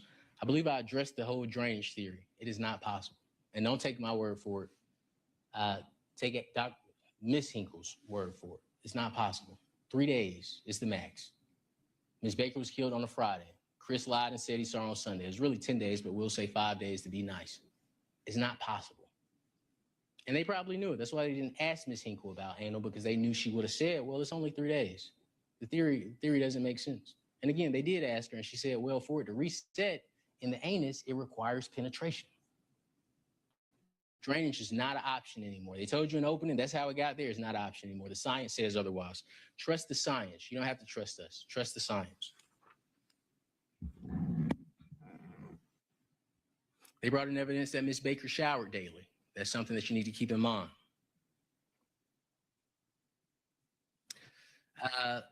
Dr. Falzone, he was the medical examiner in this case. I just want to make it clear. He has made clear there was an anal sexual assault. State can't dance around that. He made it clear the injuries were consistent with sexual assault to her anus. Count 11, arson in the first degree.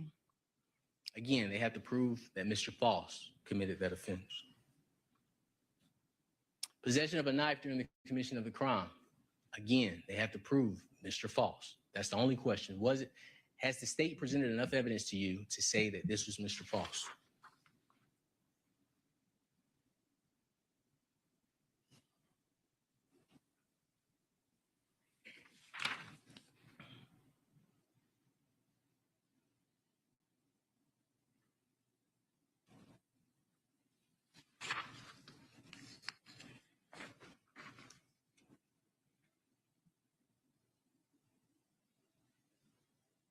Judge is going to give you instruction on credibility of witnesses. Remember who was honest in this case. John Newton, he was honest. Bill Teeter, he was honest. The physical evidence, it is honest. The science, it is honest. In all of those, and I'll say two, the physical evidence and the science supports Mr. False's innocence.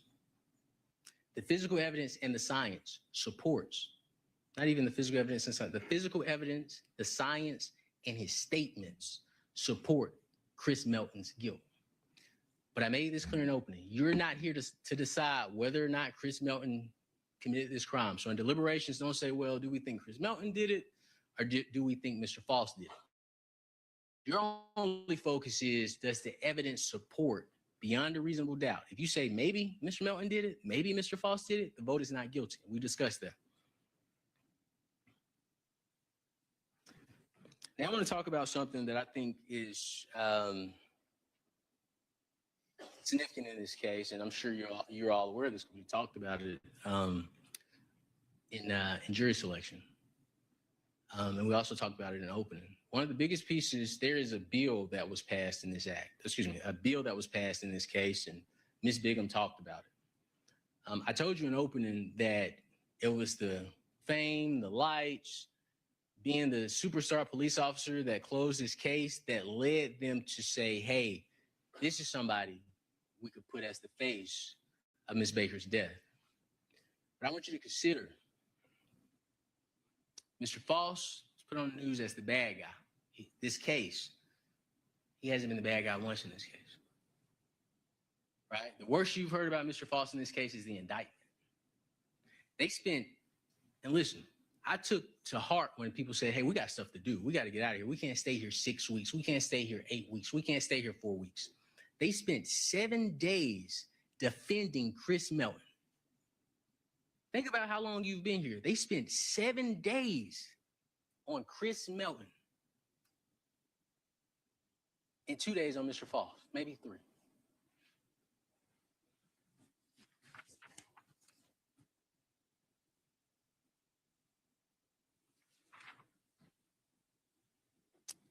I'll tell you in this case, the reason this case is the way it is because the state didn't expect anyone to care about Mr. Foss. They didn't expect anyone to do the work for Mr. Foss. They did not expect anybody to take Mr. Foss's case seriously. Once they showed, hey, this is the person that committed this terrible act, what they expected was probably a 2-day trial.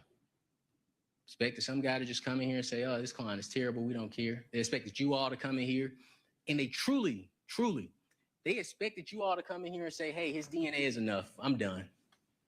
That's what they expected. That's the only reason they would bring you a case so weak. And that's why we said in opening, speculations aren't allowed here, right? We have to follow the law. We have to look at the evidence because they wanted you as jurors to just say his DNA is enough. He did it. He did it. That's it. That's our case. And that's why they spend so much time in opening talking about these numbers. Oh, it's so big. It's this, it's that. But because they want you to say, we don't care about the evidence. His DNA is enough. The state could do that. You are the protectors of this community. We don't do that. If we put people away, we put them away with evidence. It's rules to the law. They have to follow the law. And you tell them, bring us the evidence because we're going to do our jobs. We're going to abide by our oaths. They want you to convict on emotion, speculation, assumptions. They want you to believe Mr. Foss has to explain his DNA. The judge is going to tell you he absolutely does not. And the way she's going to frame it is Mr. Foss doesn't have to present any evidence. They have the burden of proof.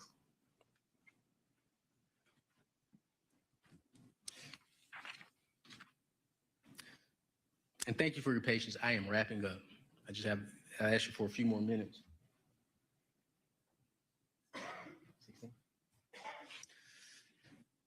The next principle I'd like to discuss with you is the presumption of innocence. That is a very, very, very powerful principle. In America, every person that has to be charged with a crime is presumed innocent. And we do that for humanitarian reasons. It would be terrible for someone who didn't know anything about a case to presume that someone is guilty, to presume that someone committed something just because they are charged with the offense. That would be considered inhumane because not only would that happen to me, that would happen to everyone. So when we became a country, in our Constitution, it was written that every single person charged with a crime is to be presumed innocent. And again, I told you, it covers him from the top of his head to the bottom of his feet. So the state's evidence could rip off the chest plate of that arm of Mr. Foss. It could rip off an arm. It could rip off a leg. It could rip off the helmet of that armor. But if there's a piece on the elbow, if there's a piece of armor left on the knee, just as Mr. False walked in here and met you all 3 weeks ago, that presumption is not guilty.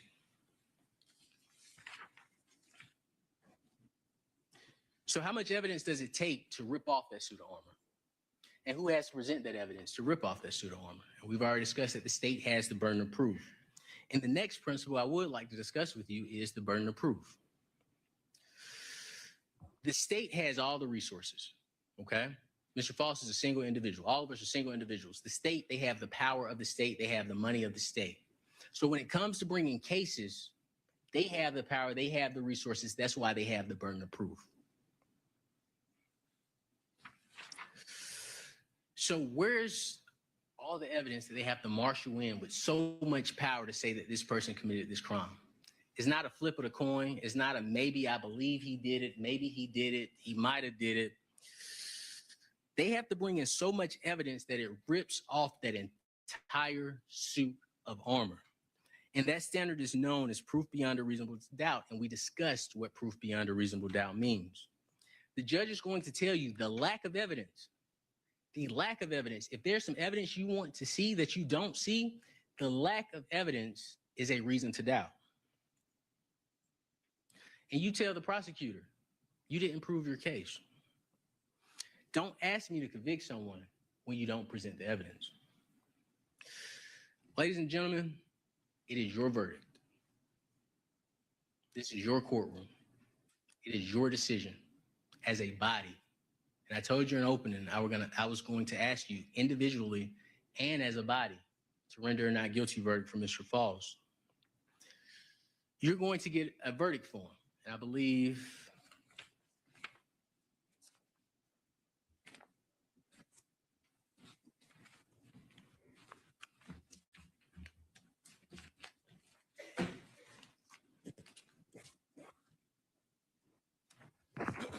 do me a favor. I have an indictment in these papers. Can you pull it out from that verdict form? But you're going to receive a verdict form, and I'll show you the verdict form once we get it. And it's going to have a line. And it's going to say, we the jury find Mr. False, and it may say defendant. It may have a generic term, not guilty or guilty.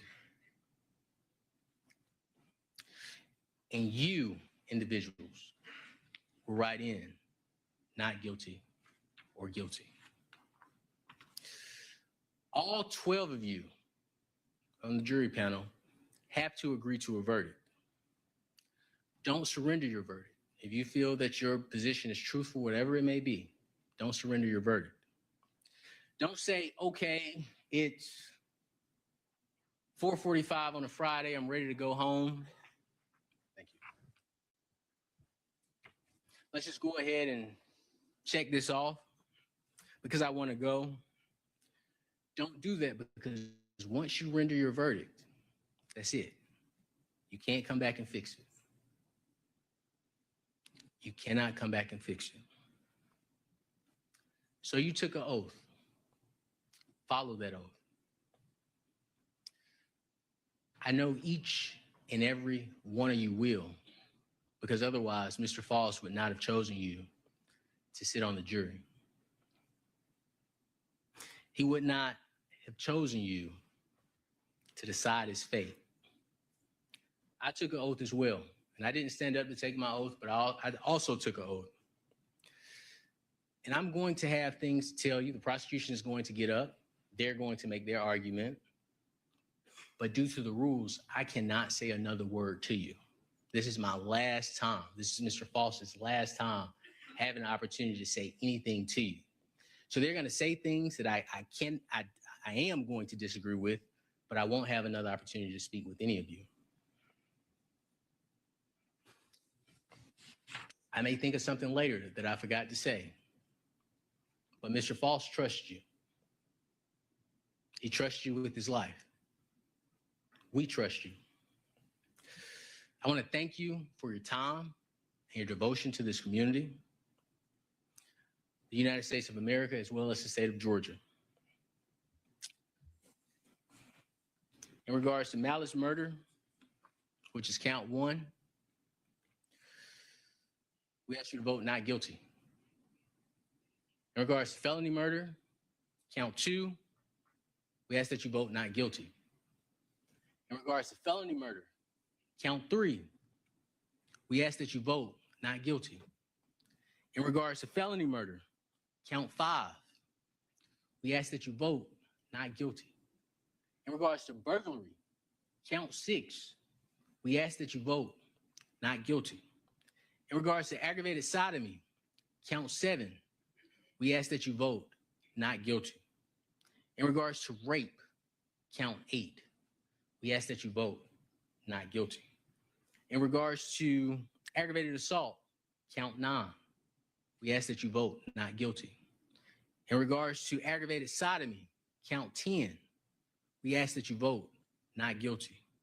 In regards to arson in the first degree, count 11, we ask that you all vote not guilty. In regards to possession of a knife during the commission of a felony, we ask that you vote not guilty. Court's indulgence.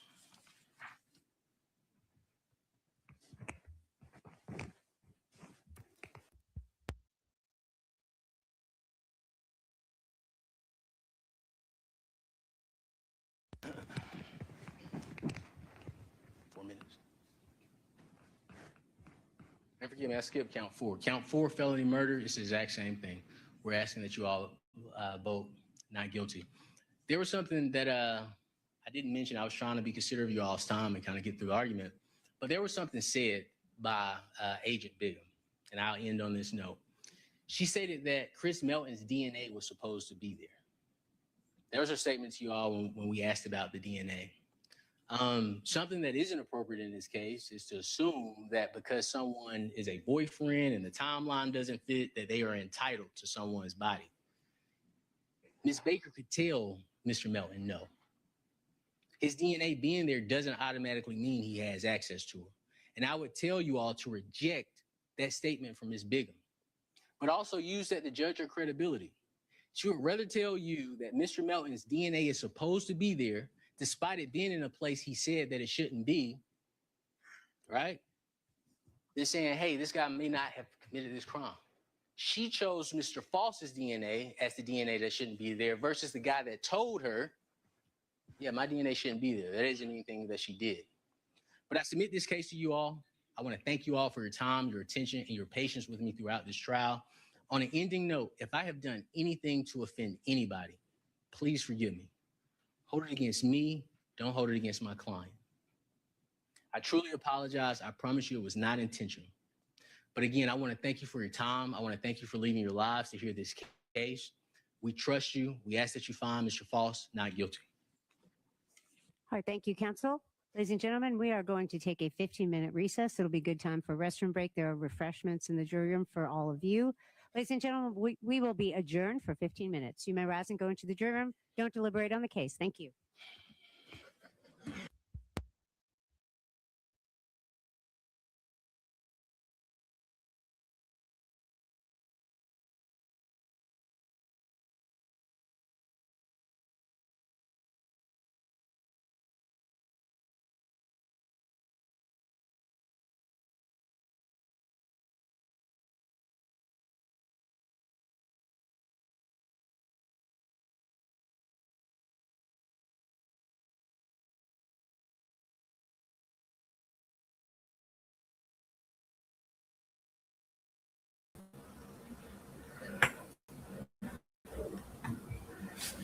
That man could talk the ear off a donkey. Good Lord. When he first started out, I was like, okay, I see where he's going with this. You know, I was following him. It's making sense. And then I got into the coma about 40 minutes into it. Yeah. Oh, man. Yes, I look terrible today. I'm in so much pain with my neck, you guys. It's just, right now it's okay, right this second, but I'm on some heavy doses of, God, I can't even think, of muscle relaxers. But here's what happened this afternoon. They started closing arguments. I don't, the beginning of this is the defense's closing argument. I did not film, or I did not put at the beginning of this video the prosecution's opening or closing argument, because it's just the normal, typical, here's the law, here's what the law says, here's what felony murder means, here's what reasonable doubt means. But now that the defense has had a chance to make their arguments, the plaintiff will now come back and make their specific arguments as to applying the law to this case, which they didn't do in their opening of the closing, if you get what I'm saying. He likes talking about, I've heard so much about this daggum leakage. I'm over the leakage, guys. I'm over it. I'm over it. Stop. What do I think about this case? I just don't see this being a conviction. I don't trust the evidence. I believe in true allele science, the DNA science behind all of this, but I think there was so much problems with the chain of custody of the evidence here. Big problems with chain of custody. Broken slides, mislabeled packages. How do you trust this guy's DNA being in the house? How do you explain how he got in and out? The deadbolt was on the front of the house. Deadbolt was on the house. The lock was even on in her bedroom, and who else would have known to do that except boyfriend? You know, there was nothing taken out of the house. It was a street guy, and this was a very personal attack. This was not let me shoot you and rob you. This was personal. The viciousness of this attack on Tara Baker. And do I think Chris Melton? Yeah, I do. I think it's just as likely that it's Chris Melton as it is Edric Faust. I do. You've got evidence against Edric. You've got evidence against Chris. Both is circumstantial. Now you got to weigh it. And that's where I think the strength of that evidence against Faust. If you don't have a house, you don't have Faust. What did you think that one up? That was hilarious. Oh my gosh. How are you guys? It is Friday the 13th. What? I got my strawberry whoopee on. This is what I wear when I want to just cozy around the house. I've been putting heat on my neck. Try not to do any crafting because I'm just trying to get those shoulders to relax, which they are finally calming down. But like last night, last Friday night, I was in urgent care with the same daggum thing. And now a week later, I still have it, but I think it's getting better. It's just last night was very severe. I don't know. You know, I live by myself. I have things I have to do. I have to take the garbage can out to the street. I have to make sure the dog gets out and walked. And I just, you can't like take life off, unfortunately. And that involves moving around over the neck. Yep. So it's already 5 o'clock there, you guys. So at the very beginning of this, the judge did tell the jury, once this closings are done, I'm going to send you back. You can elect your foreperson. You can choose to stay and deliberate, or you can choose to go home and come back on Monday, which I think is what's going to happen. Yes, living alone sucks, Sue. Sue knows. We both know. I mean, if you don't do it, it don't get done. And if I don't do the dishes don't get done. I don't sweep, sweeping doesn't get done. And I think it's nice that people can afford help. Wish I could. But no, it don't get done unless I do it. So, and there's a lot of stuff I need to get done, but you got to think about your health first. You got to get your body healthy again. I don't know what I did, but I'll get healthy again. Then I'll get all that stuff done. Yeah. Anyway, so I don't know where they're going to go with this case. I think we're probably going to see the jury disband.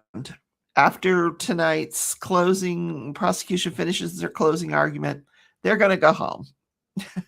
It's Friday night, 5 o'clock somewhere. Actually, it's 5:02 where they're at. And they're going to go have a drink, and then they're going home. And they'll come back on Monday, and then they'll make a decision. Because I think this is one they're going to have to really talk through, because they've had a lot thrown at them. So, over the last couple of weeks. And most of it, I did like the way the defense attorney kind of tied everything together that he was attempting to do with the timelines and all that other stuff. Yeah. Anyway. So we're waiting for them to come back. She said 15 minutes.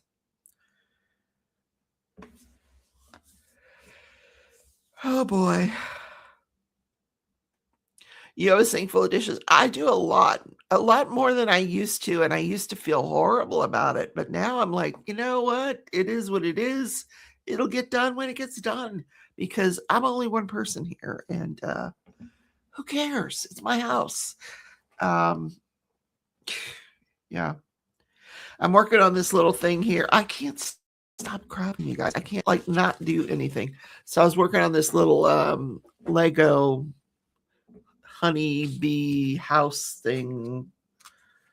It's super cute. I don't know if you can see. The picture is not very focused. Hold on. Let's see. But it's one of those super tiny, micro mini sets that Laws puts out, micro. So you have a question about the babysitter in the other trial. Oh, yeah, she got sentenced today. She had agreed with the prosecution, her defense team, together with the prosecution, came up with this plea deal. And what it was is that in exchange for her testimony against the boyfriend that she's claiming groomed her, he was 15 years older than me, he groomed me. Well, whatever, you knew right from wrong, girlfriend. Killing is killing. And anyway, she was sentenced to 10 years. Did they give her time off for what she had been in jail for? Yes, she was in jail for murder. So what they said was, the prosecution said, if you agree to testify for us, we will recommend time served. And so that's what they did. That was the agreement. It wasn't that you would get time served. Because I think I don't remember when that murder was committed. I want to say 2022. I'd have to look it up. But she's been in jail for a few years. So what that and they reduced the charge against her from murder to manslaughter. So what that left was, it left the judge with one thing to charge her on. And that was manslaughter. And the judge could either take that recommendation or not take the recommendation. And in this case, she's like, I'm not taking your recommendation. She deserves the max for manslaughter because that's the only charge that was put in front of her. And she gave all of her reasons.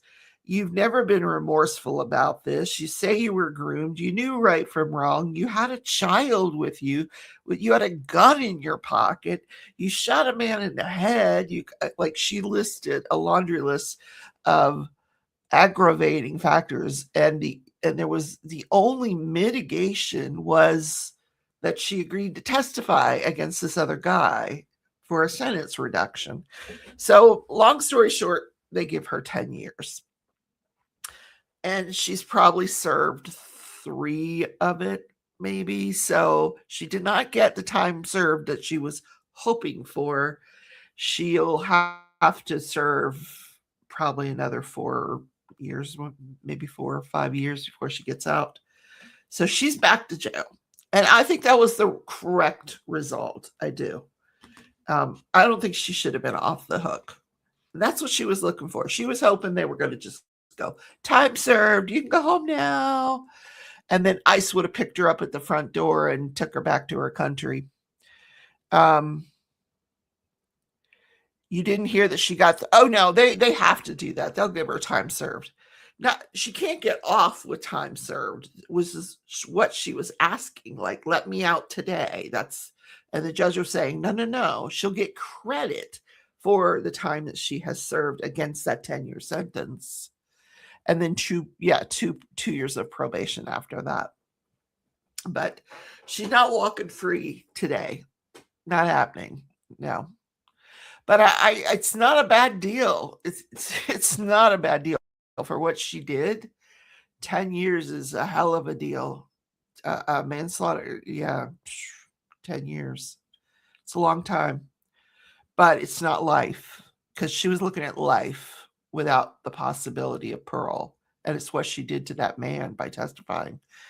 Are they ever coming back? Come on, man. Where are you? Come back. Nope, they haven't come back yet. Oh, my goodness.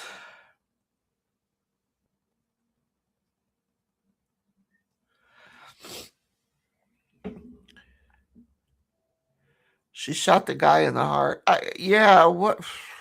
Well, the guy was shot in the head too. Somebody, whoever, maybe he did the initial shooting of the guy in the head, and then she came in and shot him again. And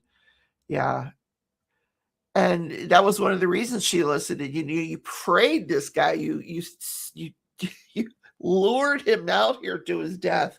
This innocent guy, and you have no remorse for it.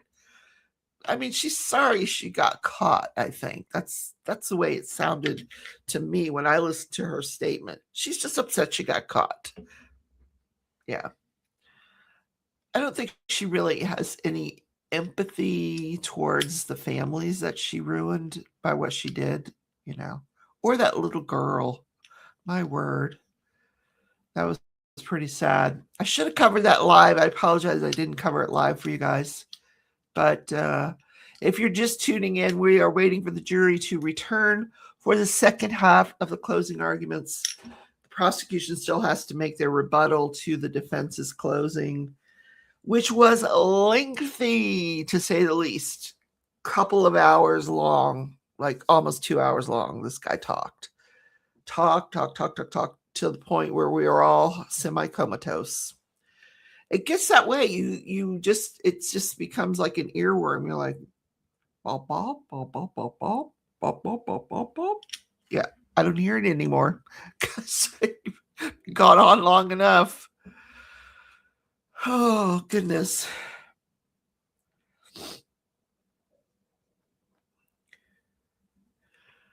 And I got to go watch today's Olympics. Haven't seen the Olympics yet for today. I think it's men's skating. But I'm not sure. I could be wrong about that. I think it's the men's skating tonight. Friday night. Yeah, then the women will go tomorrow. I'm not positive about that. I'll have to check. I'll have to check my Olympic schedule. Hockey's on now. Woohoo! Oh, how am I missing that? Not good. Not good. Oh. Guys, don't forget your Francesca mug. Don't forget your friend. Funny story. I printed this wrong the first time. Team Canada is winning. Yay. So I'm going to take the one that I misprinted and mail it to Crashley for Get Your Weird On. Let me show you the mug that I misprinted. Hold on. And they're not back yet. I'm still watching.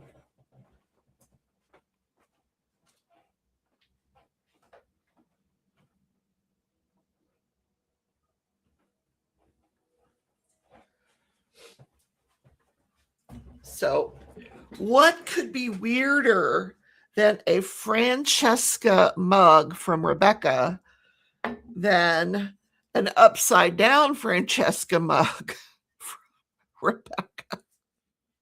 So, I'm going to send this to Crashley just as a joke for her Get Your Weird On event.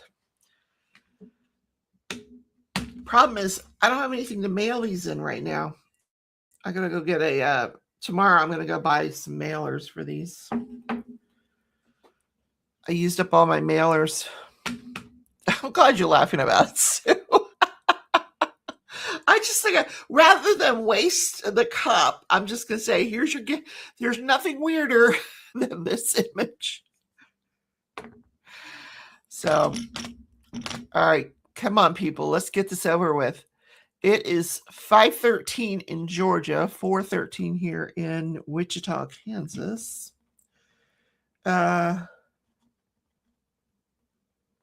What? Joanna said that.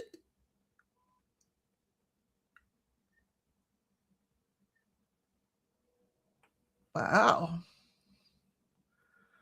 Ilya Malin and I don't think got the gold medal. Whoa.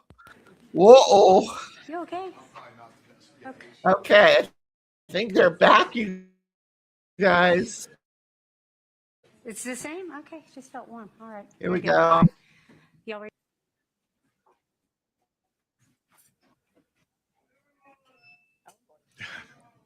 Two in line. Yeah. Ready? That's All funny, right, Sue. geez, everyone, they're not quite ready. Yes, it would. Yeah, that's hilarious.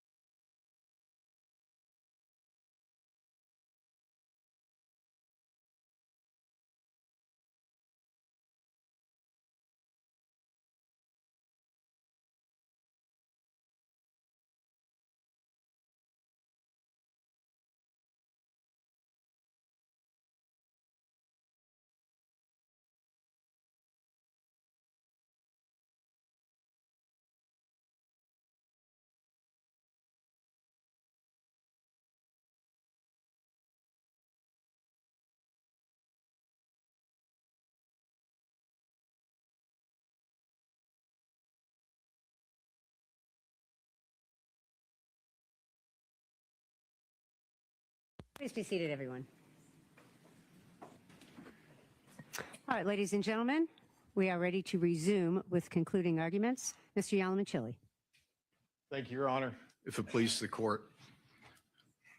On January 19th of 2021, Tara Baker was going through her morning routine. What we know about Tara is that she was a very detail-oriented person, a very routine-oriented person, and she liked to get up around 6:30 in the morning, and she'd take a shower. She'd eat her breakfast of cheese grits, good Southern staple. And then she'd go to her room to blow dry her hair, and that's something that would take her a while because she had so much hair. And there's no way that she could have known that she would have never gotten through that. At that point, the defendant, Edric Faust, entered her home and attacked her from behind with a knife. You heard from Dr. Falzon, who talked to you about the mechanism of that injury and the fact that it would have pierced her jugular vein and would have come from behind in this manner, which is consistent with the defensive wound that she has to her left hand. After he then bashed her head and strangled her and sexually assaulted her, Mr. Faust tried to cover his tracks. He tried to clean up as much as he could. He took the stove knobs off the stove where he had turned them on in order to light a blanket on fire and then light her bedroom on fire. And he exited the residence. He lived just under 2 football fields away, 585 feet. And he was likely very surprised that the home did not catch on fire the way that he expected it to. And he circled the neighborhood, wondering when this blaze would actually reach its full peak and worried that it was not. And what you heard from Brian Grove, the ATF fire engineer in this case, is that under the environment that Mr. Faust had created, this would be a slow developing fire. It would be a fire that would be fed through the cycling on and cycling off of the HVAC system until the temperature reached such a level that it would cause a breakout in that top pane, which you have seen from the pictures, which then would create a ventilation increase that would let the fire reach its full level. This was all done in an effort to conceal his crime.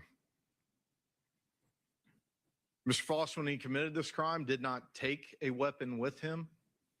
He did not take elements to clean up after himself with him, the way that someone, if they had planned a crime over the course of several days to arrive in the middle of the night, would have done.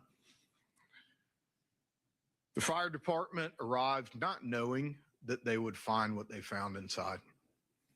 They entered the home. It was a home that was filled with smoke. They identified by looking around the home that the source of origin had to be in bedroom 3, Miss Baker's bedroom. They forced entry into Miss Baker's bedroom. And when they did, what they found was something that they were not ready for. They backed out. They called the police department. The police arrived on scene to find the badly burned and beaten, stabbed and strangled body of Miss Tara Baker. As it related to her murder, the evidence was always there.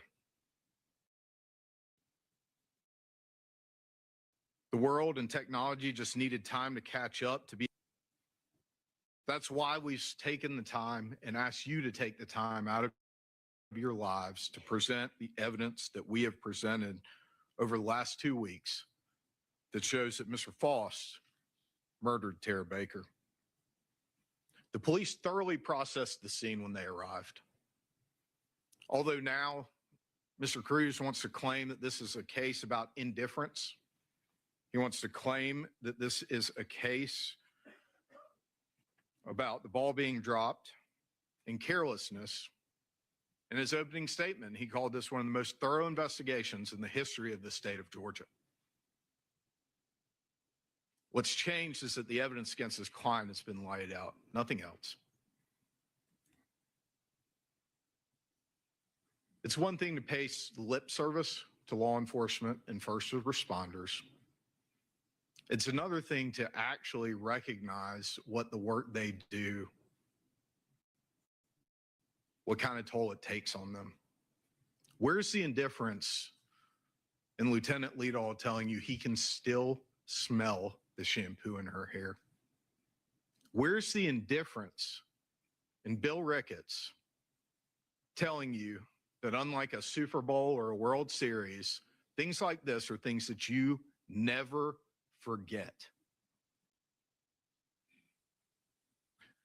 Not only did the police use all of the tools and technologies that were available to them, you've heard from Agent Howe that they used innovative techniques, like trying to get fingerprints off Miss Baker's body using a negative lift technique. You've heard from both Lieutenant Liedall, who's well recognized in his field, as well as Agent Howe, who's well recognized in his field, that this is possibly the worst type of evidence or worst type of environment that you could have for trace evidence collection. But they still attempted to do so. The water, the smoke, the fire, the ceiling debris that fell on them led to a situation where the only trace evidence hairs that they could find would be hairs that you would normally expect in the home in abundance, as was testified to, because these are people who were regularly in and out of the areas of the house. The transformer box is not the murder weapon. The ligature, which was tested for DNA and only had Miss Baker's DNA on it, the knife that was used to stab her, likely the footboard where her head were bashed against, were the murder weapons in this case, not a power transformer box that was connected to a printer. But Mr. Melton's hair was found there. It absolutely was found there. But as both of the detectives who worked forensics in this case, Agent Howe as well as Lieutenant Liedall, told you, you would fully expect to find hairs of individuals who are regularly in and out of the home in those areas. Also, Mr. Cruz wants to talk to you about why Miss Baker's own hairs were in her hand. Well, as you heard from Mr. Peterson, a well-renowned expert in hair analysis, that is very common. And I think if we take just a moment to consider what happens as soon as any of us gets hit in the head, it makes perfect sense. The first thing that happens when you get struck with something in the head is that your hand goes up to your head. And so when someone has bashed your head against something, causing a serious injury that's testified to as a medical examiner as a contributing factor, it makes perfect sense that your hand would go to where you were hurt. And it's perfectly consistent with the experience of experts who do hair analysis.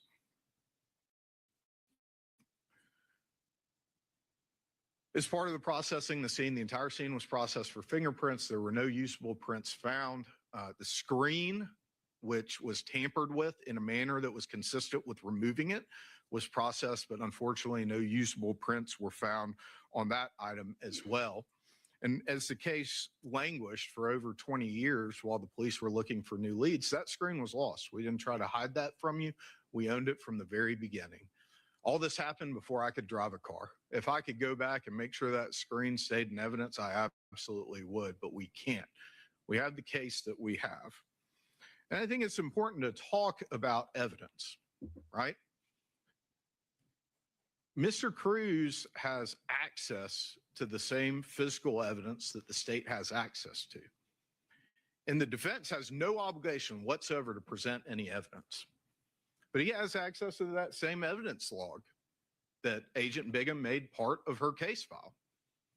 So if Mr. Cruz wanted you to see the keys, the defense has the opportunity to present that. It's in evidence, as Agent Bigham testified to. If Mr. Cruz wanted you to see the lock, he could present that. It's in evidence. But that's not what he wants because they're irrelevant, and he knows that. What he wants is to create the type of conspiracy theory that he's just told you in his closing argument you shouldn't follow as being reasonable doubt. And so I'm going to ask you in your deliberations to hold him to that. The police knew from early in the investigation. The autopsy happens the next day, and even when they arrive on the scene, it seems very likely to them that Miss Baker had been sexually assaulted while she was in the process of dying. As part of the autopsy conducted by Dr. Falzon, he photographed and described injuries that indicated that Miss Baker was stabbed from behind, strangled, and beaten, as well as sexually assaulted with forcible injuries, not just to her anus, but also her vagina. A fact that for some reason the defense regularly ignores and doesn't want you to think about. Dr. Falzon, due to the fact that there were injuries and indications of sexual assault, did what he always does, which is to take oral swabbings, vaginal swabbings, and anal swabbings. Unfortunately, when the envelope was labeled, two things got labeled as oral swabbings, but we know that we have a vaginal smear as part of the evidence in this case. And there can be no vaginal smear without a vaginal swabbing. That's impossible. And so that's how everyone knows that one of those oral swabbings was a vaginal swabbing. In his opening statement, Mr. Cruz tried to tell you that the injuries to Mr. Melton's hands are from when he is strangling Miss Baker and she is clawing at his hands, and that the hairs in her hand are from in that fight against her attacker, reaching up and pulling his hair out. He physically demonstrated that to you during your opening statement, during his opening statement. How does that comport with what the actual evidence in the case is? It doesn't. Okay. And I don't want you to take any of this as some kind of attack by me on Mr. Cruz. Mr. Cruz has an incredibly important and constitutionally mandated job in this case. And that's to make sure, regardless of what the evidence is, that he does everything he possibly can to walk Mr. Faust out that door, even though he murdered Tara Baker. And that should be his job. May.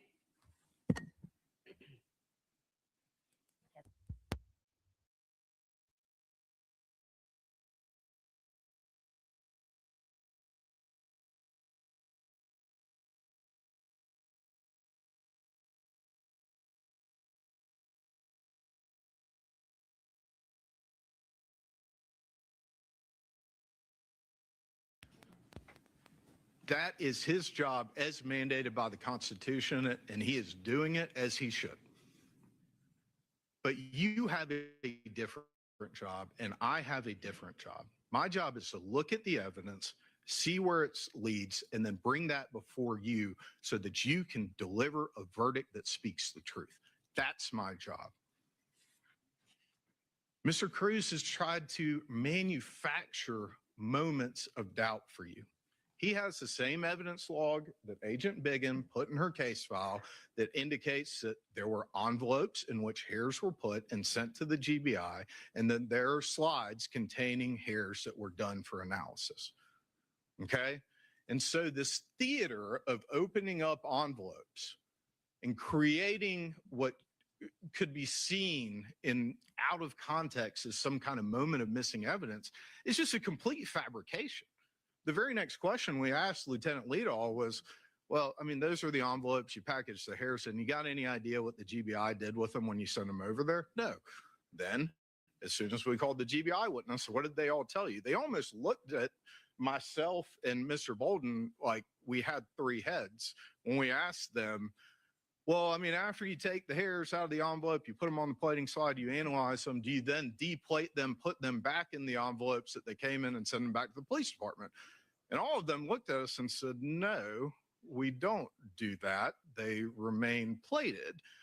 Well, because of course they do, because hairs are biological evidence and they will degrade over time if you maintain them in an environment after they've been sent for analysis in which they are not controlled. And so they stay longer on the plating and the glass. I'm sorry the slides broke. I mean, I think you could all see me in my anxiety level in the courtroom when we started taking the slides out of the protective cases because I was terrified that they would break. But it's been 25 years since this happened. And this case was cold for over 2 decades. It's something that's unfortunate that they cracked. but as everybody testified to, they were not cracked when they were analyzed, and it did not affect the integrity of the evidence. Ultimately, with the technology that was available over 25 years ago, law enforcement and the crime lab did not have the technology and tools with adequate sensitivity to identify the biological evidence that had been collected and preserved in the oral, vaginal, and anal swabbings that were taken. And we had to wait on the tools and technology to catch up. Besides collecting the physical evidence in the case, the police also did a canvass of the neighborhood. They did a canvass to see if anyone had seen anything, and they recorded whatever anyone would say.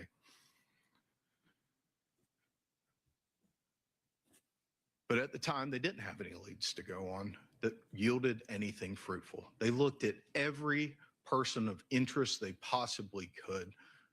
And this idea that political pressure is the reason we're here right now, if the police had allowed political pressure to guide their decisions, they would have arrested someone 25 years ago, but they didn't. They followed the evidence. They followed the evidence in the case. What we would ultimately learn is that Mr. Foss lived less than 2 football fields from Miss Baker. He lived just 585 feet with a direct line of sight to her home. We've learned that the description given by several witnesses in the area was consistent with Mr. Foss. At the time, we did not have him as a person of interest because he appeared nowhere in this case file that has tens of thousands of pages in it and over 100 hours of interviews. We would learn eventually that the sketch created by renowned forensic sketch artist Marla Lawson, based on the descriptions that were given by the people who saw Mr. Foss walking around the neighborhood, were consistent with Mr. Foss' appearance as it was just 2 weeks or so after the crime was committed.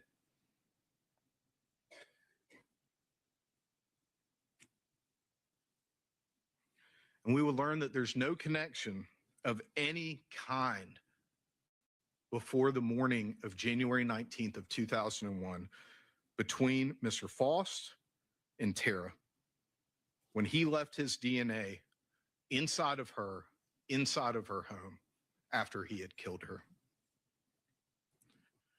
We learned that Mr. Foss' DNA was present in Tara's mouth and vagina, even though he denied ever having spoken with her or had any contact of any kind with her or anyone who lived in Deer Park.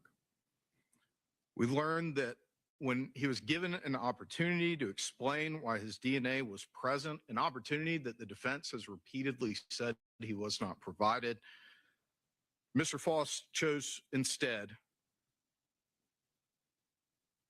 to end the interview by asking to be taken to jail. But unfortunately for the Baker family and for everyone who knew, cared for, and loved Tara, it would take us decades to know those things about Mr. Foss and to know that he had killed and sexually assaulted Tara Baker. Law enforcement began doing everything that they possibly could to catch a break in this case. They began constructing a timeline of Tara's whereabouts, a timeline that the defense doesn't want you to pay attention to. Police also talked to Tara's roommates, Ashley and Valerie, and they told the police that no one had a key to the home besides the 3 roommates. Ashley in particular was very close to Tara, going all the way back to when they were in the same sorority at Georgia College. I think Ashley would have considered Tara her best friend, and she would have thought that the same was true of Tara.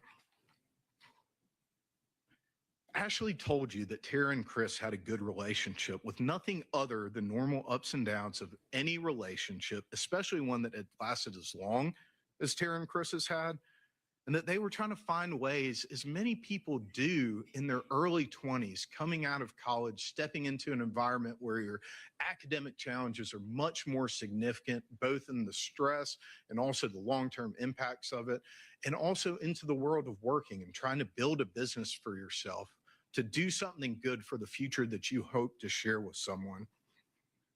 And that Chris's work demands and Tara's school demands had made it to where they weren't able to spend as much time as they'd like to together. And that's probably one of the reasons that Tara was so excited about seeing Chris that weekend for her birthday. Something that Ashley told you and that Chris told you. Police knew from speaking with Katie Lonstein, who you heard from, someone who told you that her and Tara's friendship was one that started pretty much on the first day of law school and grew quickly through the crucible that is your first year. I mean, I remember my first year. I still have some of the best friends in my life from that time in law school because you're spending 11 or 12 hours going to class and studying, and you have this incredible pressure of performing in a very highly competitive environment in front of other people who are your peers, and it causes people to bond very quickly. You could see that in the pain that this still causes Katie 25 years later. And she told you that in all the time and experience that she had with Tara, the only impression that she got from Tara about her relationship with Chris is that it was a good, positive thing.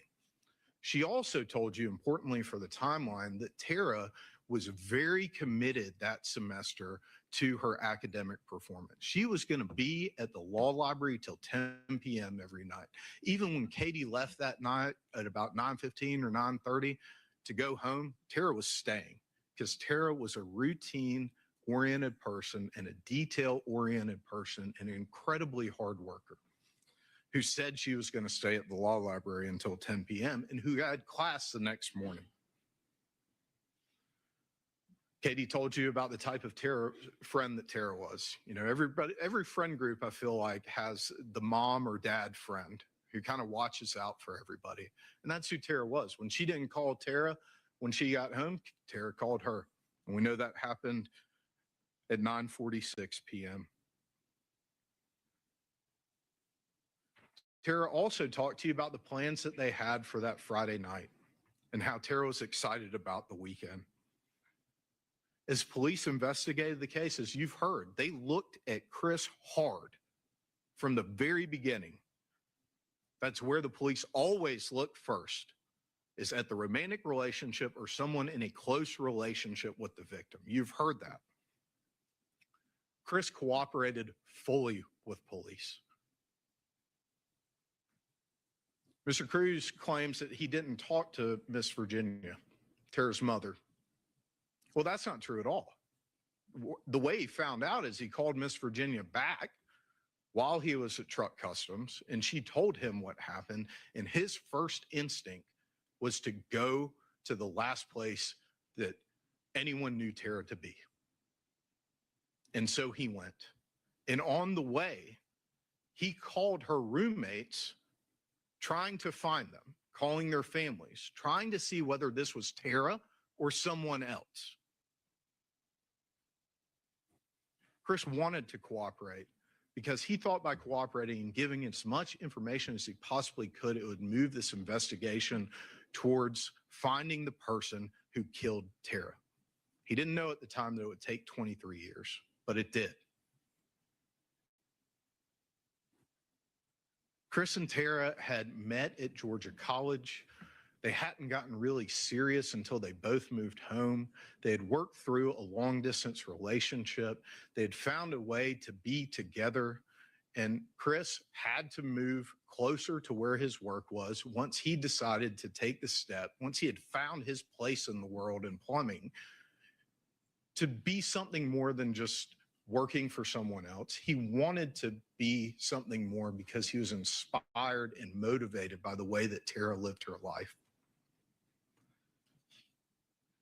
And, you know, to Ashley, she sat up on the stand and she told you, you know, to me, it kind of seemed like it was a relationship that seemed destined to end. And I could see that. I mean, I'm sure Tara's family may not have felt that Chris, without a college degree and as a plumber, wasn't good enough for this woman who, by all accounts, sprinted ahead of the field all the time. She was on a mission to do the things that she wanted to do. But in this world, it does not matter what people on the outside of a relationship see or what they feel or expect. What matters is how the two people feel about each other. And what we know about how Tara felt about Chris and what Chris felt for Tara was that they loved each other, regardless of whether the world thought that they were similarly yoked or mismatched or anything else. And am I telling you that two kids that were 23, 24 years old were definitely going to get married and go on to live, together for the next 60 years until they pass away in bed next to each other? No, you don't know what people are going to do or how life is going to unfold. But what I'm telling you is there is not one shred of evidence, not one single shred of evidence that indicates that Chris Melton was angry with Tara, would hurt Tara, or wanted her dead. In fact, the exact opposite is what her best friend said. She said, he was the sweetest guy in the world. I never saw him be anything but kind towards her.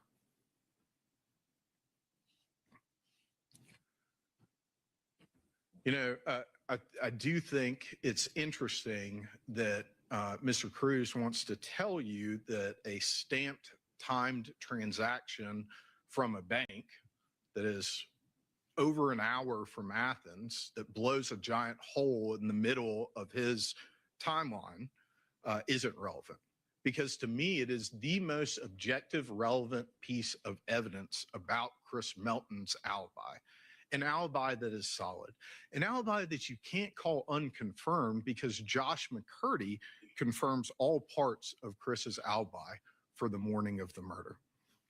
And Chris's father, who Mr. Cruz did not mention one single time in his closing argument, also told police that Chris was home that morning and he saw Chris get in the car with Josh McCurdy. Mr. Cruz knew that, which is why he needed to make this relationship between Josh and McCurdy and Chris Melton, who were work friends who never hung out outside of work, something more than it was. You'll recall in cross-examination, Mr. Cruz repeatedly asking David Griffith, the crime analyst with the Athens Clark County Police Department, well, they went to high school. You didn't know they went to high school together? They went to high school together. The words that the attorneys say are not evidence. The evidence in this case is that, in fact, they did not go to high school together and that they were just work friends who had known each other for a year. There's also this twisting of what people have said and what it means. Chris Melton said he had known Josh McCurdy for a year from working together in the same crew for someone else. And about a month before Tara was murdered, he had talked to Josh about coming to work for him.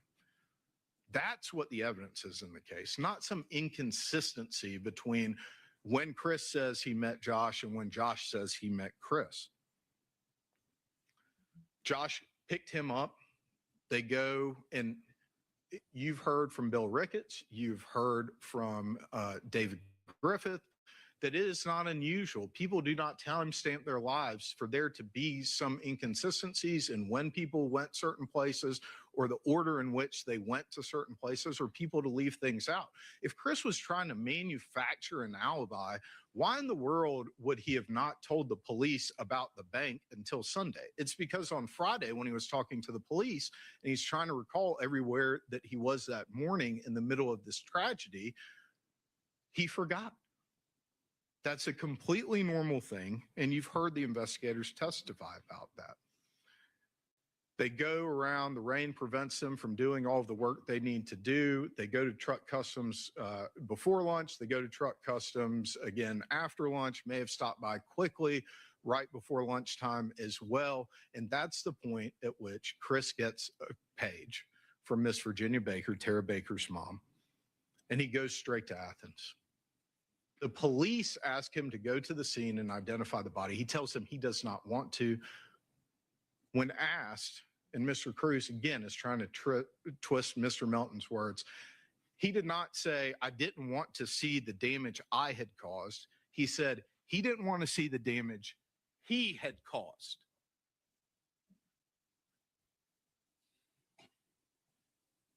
So Chris goes to the scene to ID Tara, so that her family won't be forced to do it. After that, he goes to the police department because he wants to tell them whatever he can. He wants this crime to be solved more than he wants anything else in the world. Police listen to what Chris has to say, and the very next day start calling Bill Teeter and Josh McCurdy, who are the people that he identified, and they confirm the major points of his alibi. They later confirm his alibi further with his father and even further with the objective evidence from the bank. The evidence about the time of travel that the defense doesn't want you to know, doesn't want you to consider, because it blows a giant hole in everything that they're saying. When he came back on January 21st of 2001 to give that blood sample and to be interviewed further, he was talking to the same police officer, Bill Ricketts, who he saw on the first day. The police officer that showed you how he would roll his hands by touching each and every finger on January 19th, the day that Tara was murdered, each and every one, something that's recorded in Bill Ricketts' police report 23 years before Edric Faust ever shows up in this case. That's the other thing the defense is trying to do. They're trying to act like all of these facts existed in the same environment, in the same moment, and that is not true. Bill Ricketts' police report indicating that he fingerprinted Chris Melton is from the time that he fingerprinted Chris Melton. It's nothing manufactured. It is an accurate recording of exactly what he did. And what he told you is that he and no other police officer that testified, or any police officer in the Athens-Clarke County Police Department or GBI or anywhere else, saw any injuries to Chris's hands. The things they would have absolutely been looking for, because they were looking at him as a person of interest. Unfortunately, nothing broke. They couldn't get anything, and the case went cold. But eventually we caught up. Through the determination of a family in the face of unimaginable tragedy, through the fierce and unwavering love of a mother, Tara would not be forgotten. And the long and difficult journey to find justice for her and accountability for her murderer, Mr. Faust, never ended. The GBI Cold Case Unit was created to bring in fresh eyes and to use modern technology and tools to investigate cases where all leads have been exhausted and no likely perpetrator has been identified. I want to back up because I left something out on Chris's interview with Bill Ricketts on January 21st. He tells Bill Ricketts on January 21st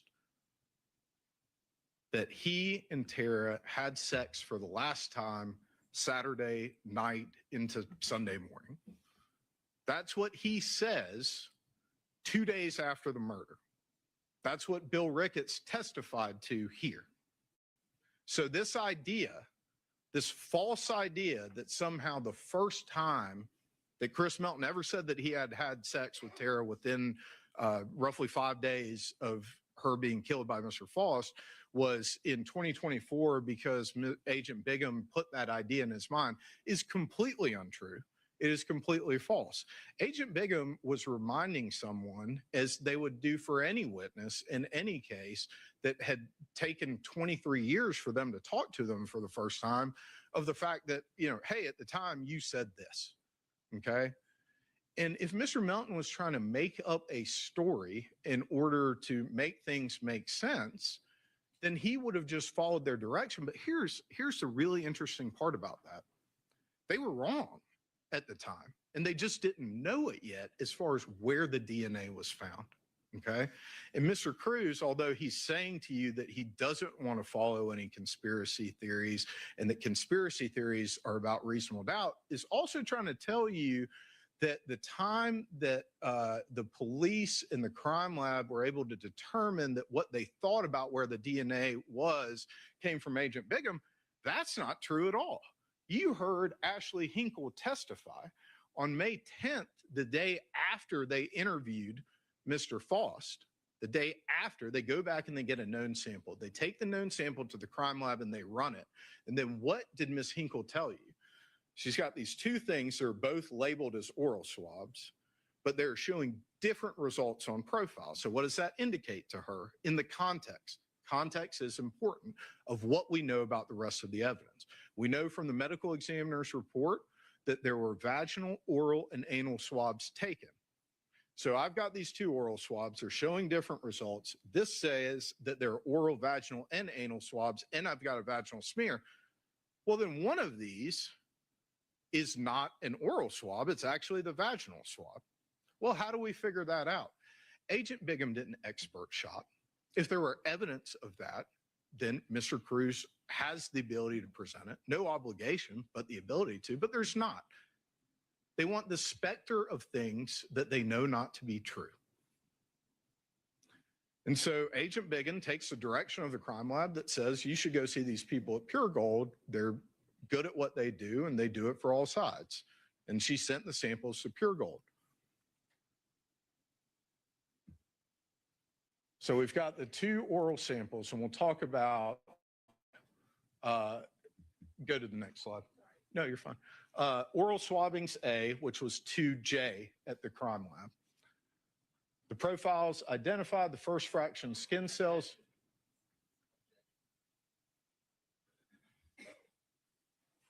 Yes.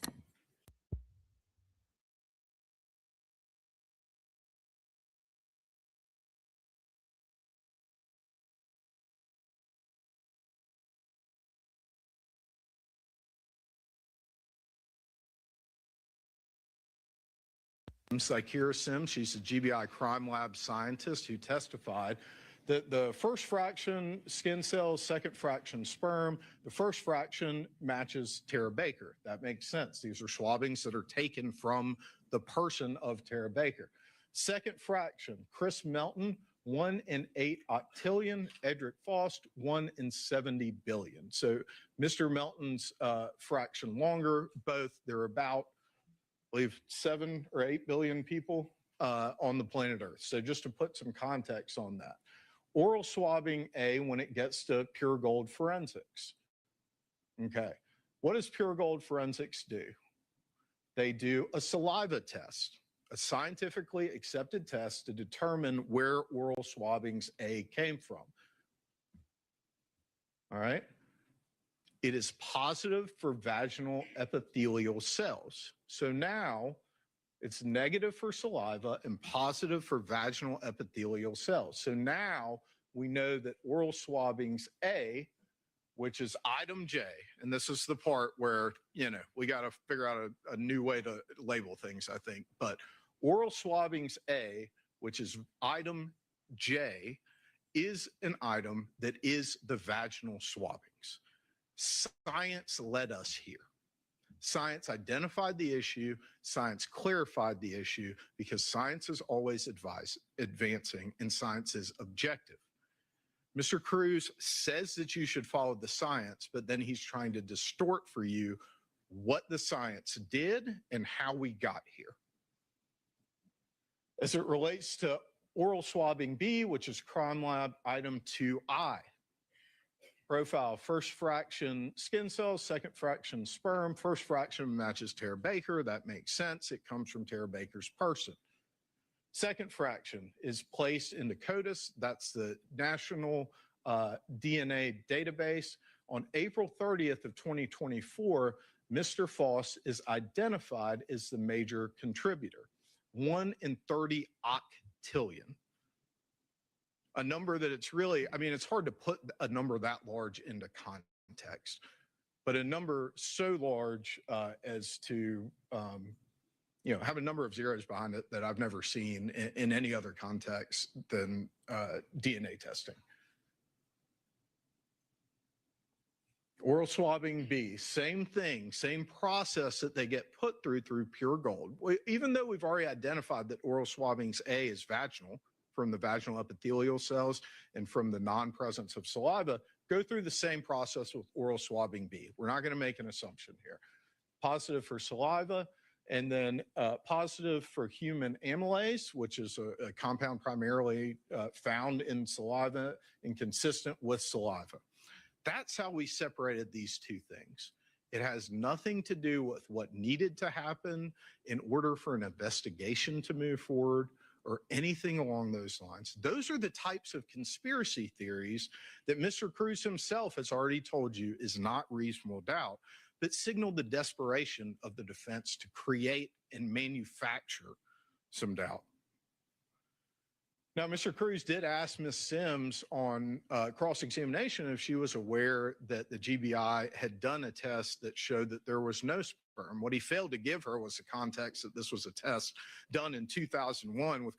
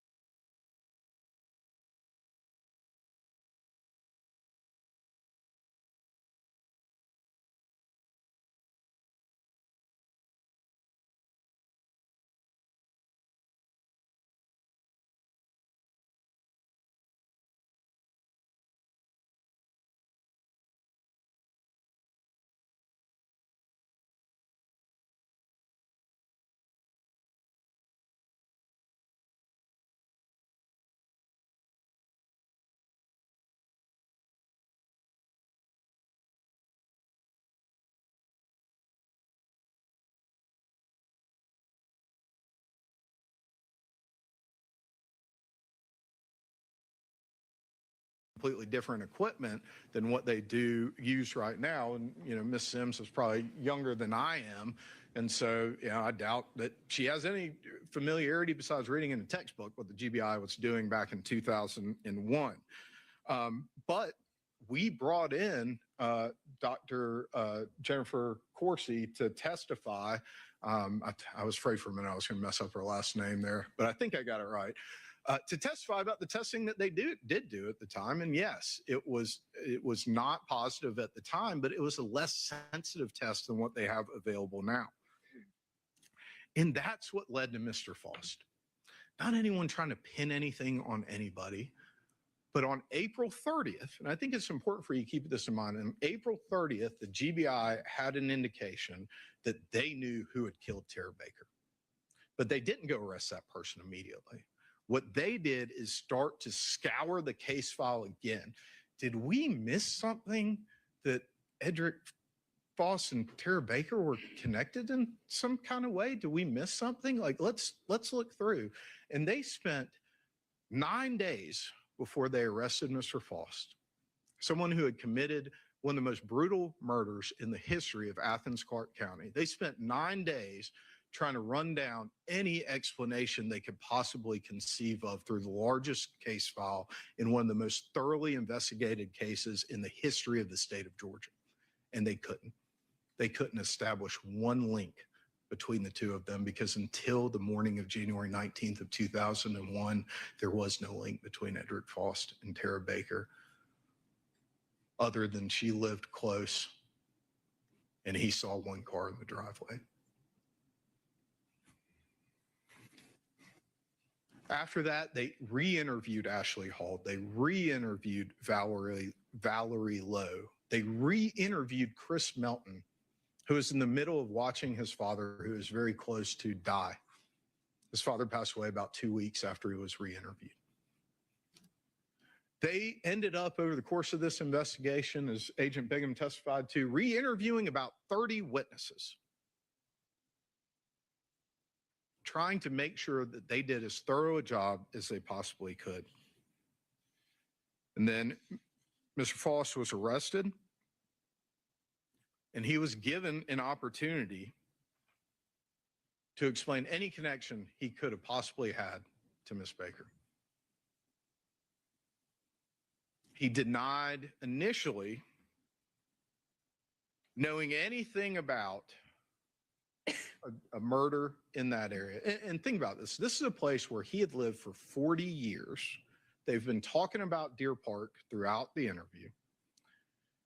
And then they're talking about a murder. And then all of a sudden, he says, oh, you're talking about that murder that, oh yeah, the law student at UGA who lived right over there. Oh yeah. Now I know what you're talking about, but I don't know anything about her. I saw her in the newspaper, but I don't know anything about that or anything else.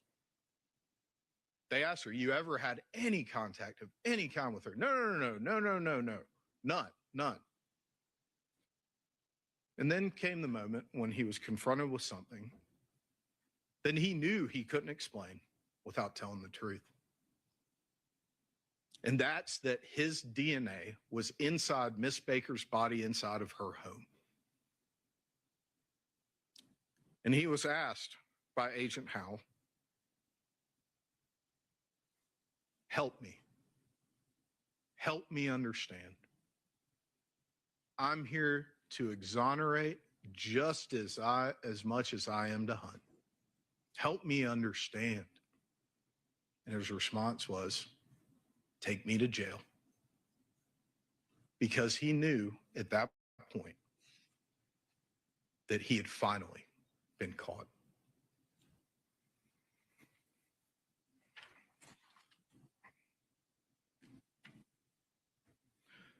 The next day, we've already talked about Agent Howell and Agent Bingham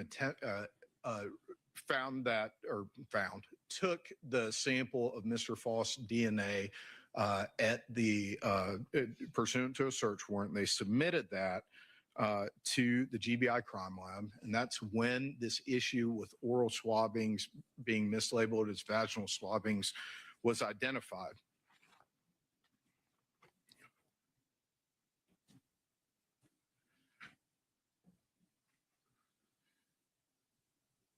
We've talked about this manufactured doubt, the hair envelope versus the slides, the keys and the locks, Josh and Chris being friends from high school, which was completely untrue, trying to distort the way in which the DNA was mislabeled and claiming that people somehow moved DNA around, which was just a red herring conspiracy theory, the mischaracterization of what hair was. Because in the mitochondrial DNA, Mr. Cruz specifically was asking questions about whether or not Mr. Melton could be excluded. He's completely leaving out the fact that Miss Hall, who was also a roommate of Miss Baker's, also couldn't be excluded. The bodies on Tara's hair, I think it's or on Tara's body, the hairs on Tara's body. I got it out the last time. The hairs on Tara's body are really important here because I think they put Chris's hair on the power transformer box in context. Both of Tara's roommates were found to have hairs on Tara's body, okay? And I think that's important for context about the hair on the power transformer box because it gives you an idea of how prevalent hairs from people who are normally in and out of a residence are. There's, you know, obviously Miss Hall and Miss Lowe had nothing to do with Tara's murder. And I think obviously once you look at all the evidence, Chris Melton couldn't possibly have committed the crime. And so it's important when you're looking at that single piece of evidence to look at the totality of the evidence. The defense wants you to pick little things and look at them in isolation rather than looking at all of the evidence together. Here's another thing about the evidence that I think is really, really important. It has to do with Ashley Hinkle's testimony, which is being mischaracterized by the defense. Mr. Melton's DNA is in Tara's vagina, okay? Only Mr. Faust's DNA is in the mouth. Mr. Melton and Mr. Faust's DNA is in the vagina.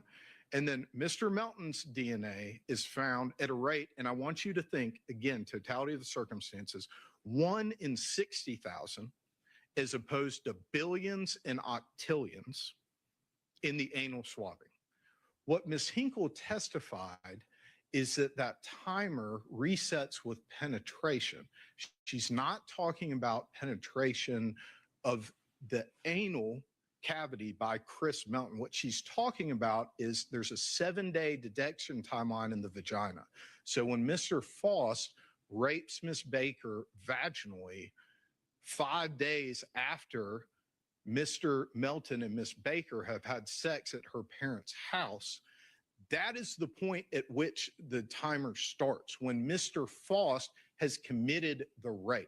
That's when it resets to, not this point middle of the week or that Saturday before. That's not what she was testifying to. That's not what the evidence is. And I would submit to you that when you're talking about matches in the tens of billions, 70 billion and octillions, and then you're talking about a fragment or a sample of DNA so small that it reduces to 1 in 60,000, you're talking about the type of DNA sample that comes from transfer or from drainage after a rape has occurred by Mr. Faust. That's completely consistent with the physical evidence. Mr. Cruz has tried to make a big issue out of Mr. Melton's hands. We've already talked about Bill Ricketts said, no, those injuries were not there on the 19th. But also think about how what Mr. Cruz has told you about the manner in which those injuries arrived on Mr. Melton's hands is not accurate. The strangulation did not occur with Mr. Melton's hands. They occurred with a ligature that Mr. Faust was using. And what did Dr. Falzon tell you about where hands would be for a ligature strangulation? It was very quick. I saw a lot of people taking notes. A ligature strangulation, the hands would be on the sides because you were pulling the ligature tight. So this, which is what Mr. Cruz described for you, is wholly inconsistent with both the fact that she was stabbed from behind, likely the first injury when she was caught by surprise, had her head smashed against likely the bedpost, and then is on the ground semi-conscious being strangled. That's why there's no DNA except for her own underneath her fingernails, because she was largely incapacitated so early during this attack. That's why there aren't claw marks in Mr. Melton's face if she had been pulling at his hair wildly, as Mr. Cruz needs you to believe in order to show that his client didn't commit these crimes. He needs you to ignore the evidence. The reason that we asked y'all whether or not you believe that individuals, there's one right way to respond to trauma, is because, people respond to trauma in all kinds of different ways. Okay. And I don't know if responding in a way that's different than what the majority of people would do is something that has really any evidentiary value that outweighs what the physical evidence and what other people are saying about the location of people tell us.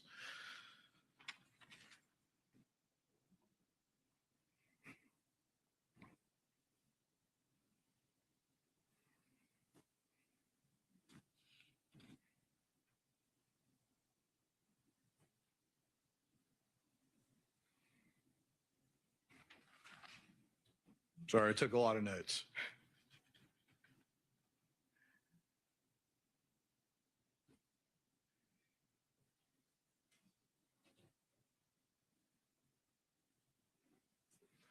There's been a lot made of the fact that we met with witnesses before trial. I mean, I'm unaware of any trial that's ever been conducted, certainly in a 25-year-old cold case homicide, where you wouldn't meet with the witnesses before you called them up to the witness stand. I mean, frankly, I'd fire anybody in my office who had a murder trial where they didn't meet with witnesses. So again, you can consider that in whatever capacity that you want, but it is a routine and expected practice, and it's basically malpractice not to talk to people before you call them as a witness in a trial.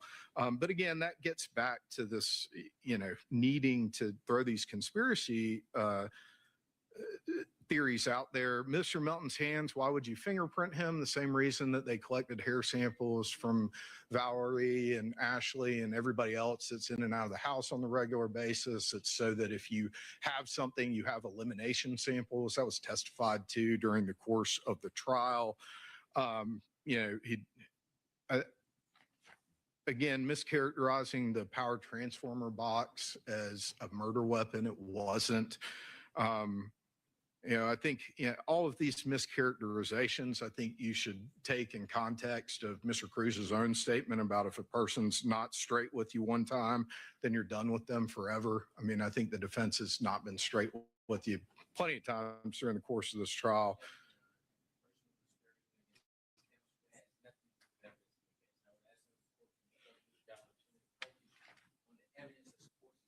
Okay, I'm going to overrule your objection. You may continue, Mr. Yellowman-Chili. And Mr. Cruz is absolutely correct that Mr. Faust has no obligation to explain his DNA. I mean, he doesn't have an obligation to do it. He can't without admitting that he committed this crime. I agree with him that the state has the burden, and, it doesn't ever shift to the defense, and they don't have to prove anything. But he was given an opportunity to explain his DNA in his interview. And what he told police, what he told the GBI is just take me to jail. And that's because there is no obligation. Will you cue up the video?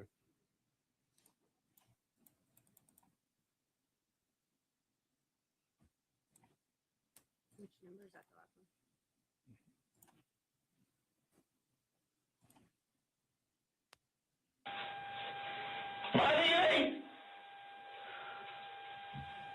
Man, it's been a long time. We've made so many advancements in things. If you can help us understand why your DNA is in that house, help us.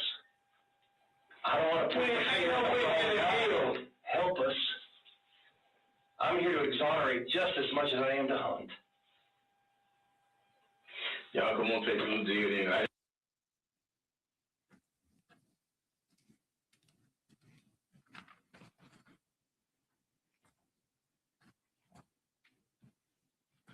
Ladies and gentlemen, we've done everything we can with this case. It's gone through generations of police officers. We've run down everything we can with modern technology, and we've given you everything that you need to find Mr. Foss guilty beyond a reasonable doubt for each and every one of the offenses in this. But my time with this pen is over. I can't write the last chapter. That's yours to do. Tara Baker was the kind of person who tried to bring happiness and joy to everyone in her life, everyone that she interacted with. She was someone so driven that she graduated with 2 degrees in 3 years. She was someone that had her entire life ahead of her, a life that she wanted to dedicate to helping people and making this world just a little bit better, one client at a time. And her loss isn't just a tragedy for her family. Her loss isn't just a marker that changed their lives forever. It's a loss for all of us. It's a loss for everyone in this community. It's, you know, if she had settled somewhere else after she finished law school, it's a loss for that place. It's a loss for the world. And there's no measure of justice that we can provide that will change that. But what we can do and what we must do is speak the truth. That's what the word verdict means. It means to speak the truth. And the truth here is that Edric Foss committed this horrific crime, that there was no connection between the two of them. There is no evidence of that whatsoever. And I'm asking you not to manufacture evidence the way that the defense has attempted to manufacture evidence in this case. Trust what you heard in the evidence from the witness stand and return that verdict that speaks the truth. And the truth is that Mr. Foss is guilty of each and every offense in this indictment. Thank you. All right, thank you, counsel, for both parties. Ladies and gentlemen, it is now the court's responsibility to give you the charge in this case, which is the law. And what I'm going to do is to read it to you, but I'm also going to give you a copy of the law. I'm going to ask Mr. Terrell to pass out the charges to each and every one of you. You don't have to follow it as I speak to you, but you certainly can. Counsel for both parties has the copy as well, and when you have it, I'm going to begin.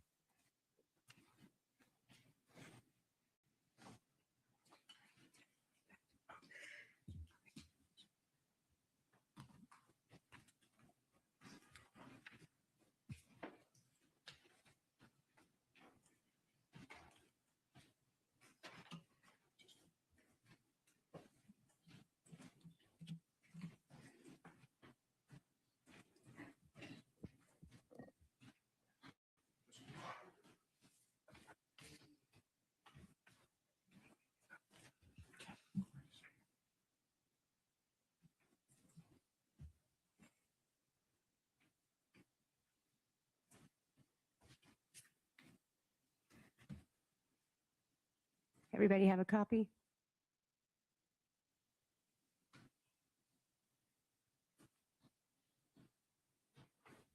Everybody have a copy? We have a couple extras. I think everybody's ready.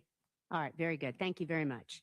This is the State of Georgia versus Edric Lamont Faust, SU 24 CR 0547. These are the jury charges. You are considering the case of the State of Georgia versus Edric Lamont Faust, Athens Clarke County criminal case number SU 24 CR 0547. The grand jury has indicted the defendant with the offenses of malice murder, felony murder, felony murder, felony murder, felony murder, burglary, aggravated sodomy, rape, aggravated assault, aggravated sodomy, arson in the first degree, and possession of a knife during the commission of a felony. The indictment reads as follows, count 1 of 12.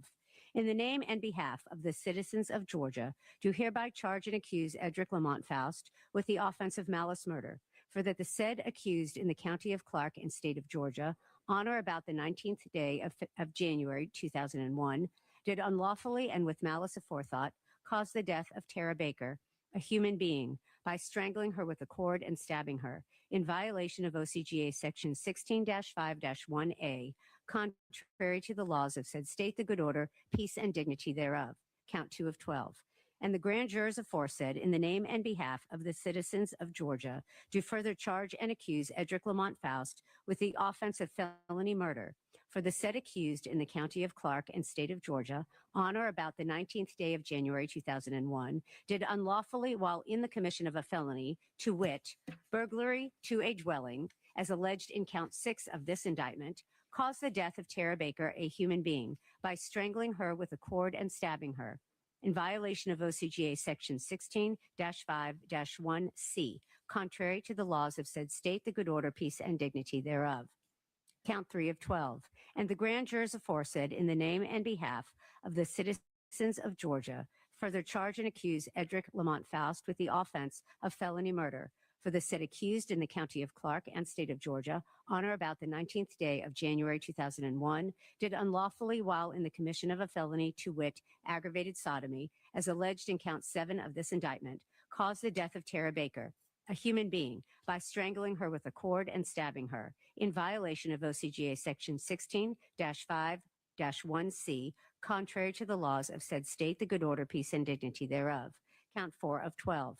And the grand jurors aforesaid, in the name and behalf of the citizens of Georgia, further charge and accuse Edric Lamont Faust with the offense of felony murder for the said accused in the county of Clark and state of Georgia on or about the 19th day of January 2001 did unlawfully, while in the commission of a felony, to wit, rape, as alleged in count 8 of this indictment, cause the death of Tara Baker, a human being, by strangling her with a cord and stabbing her in violation of OCGA Section 16-5-1C, contrary to the laws of said state, the good order, peace, and dignity thereof.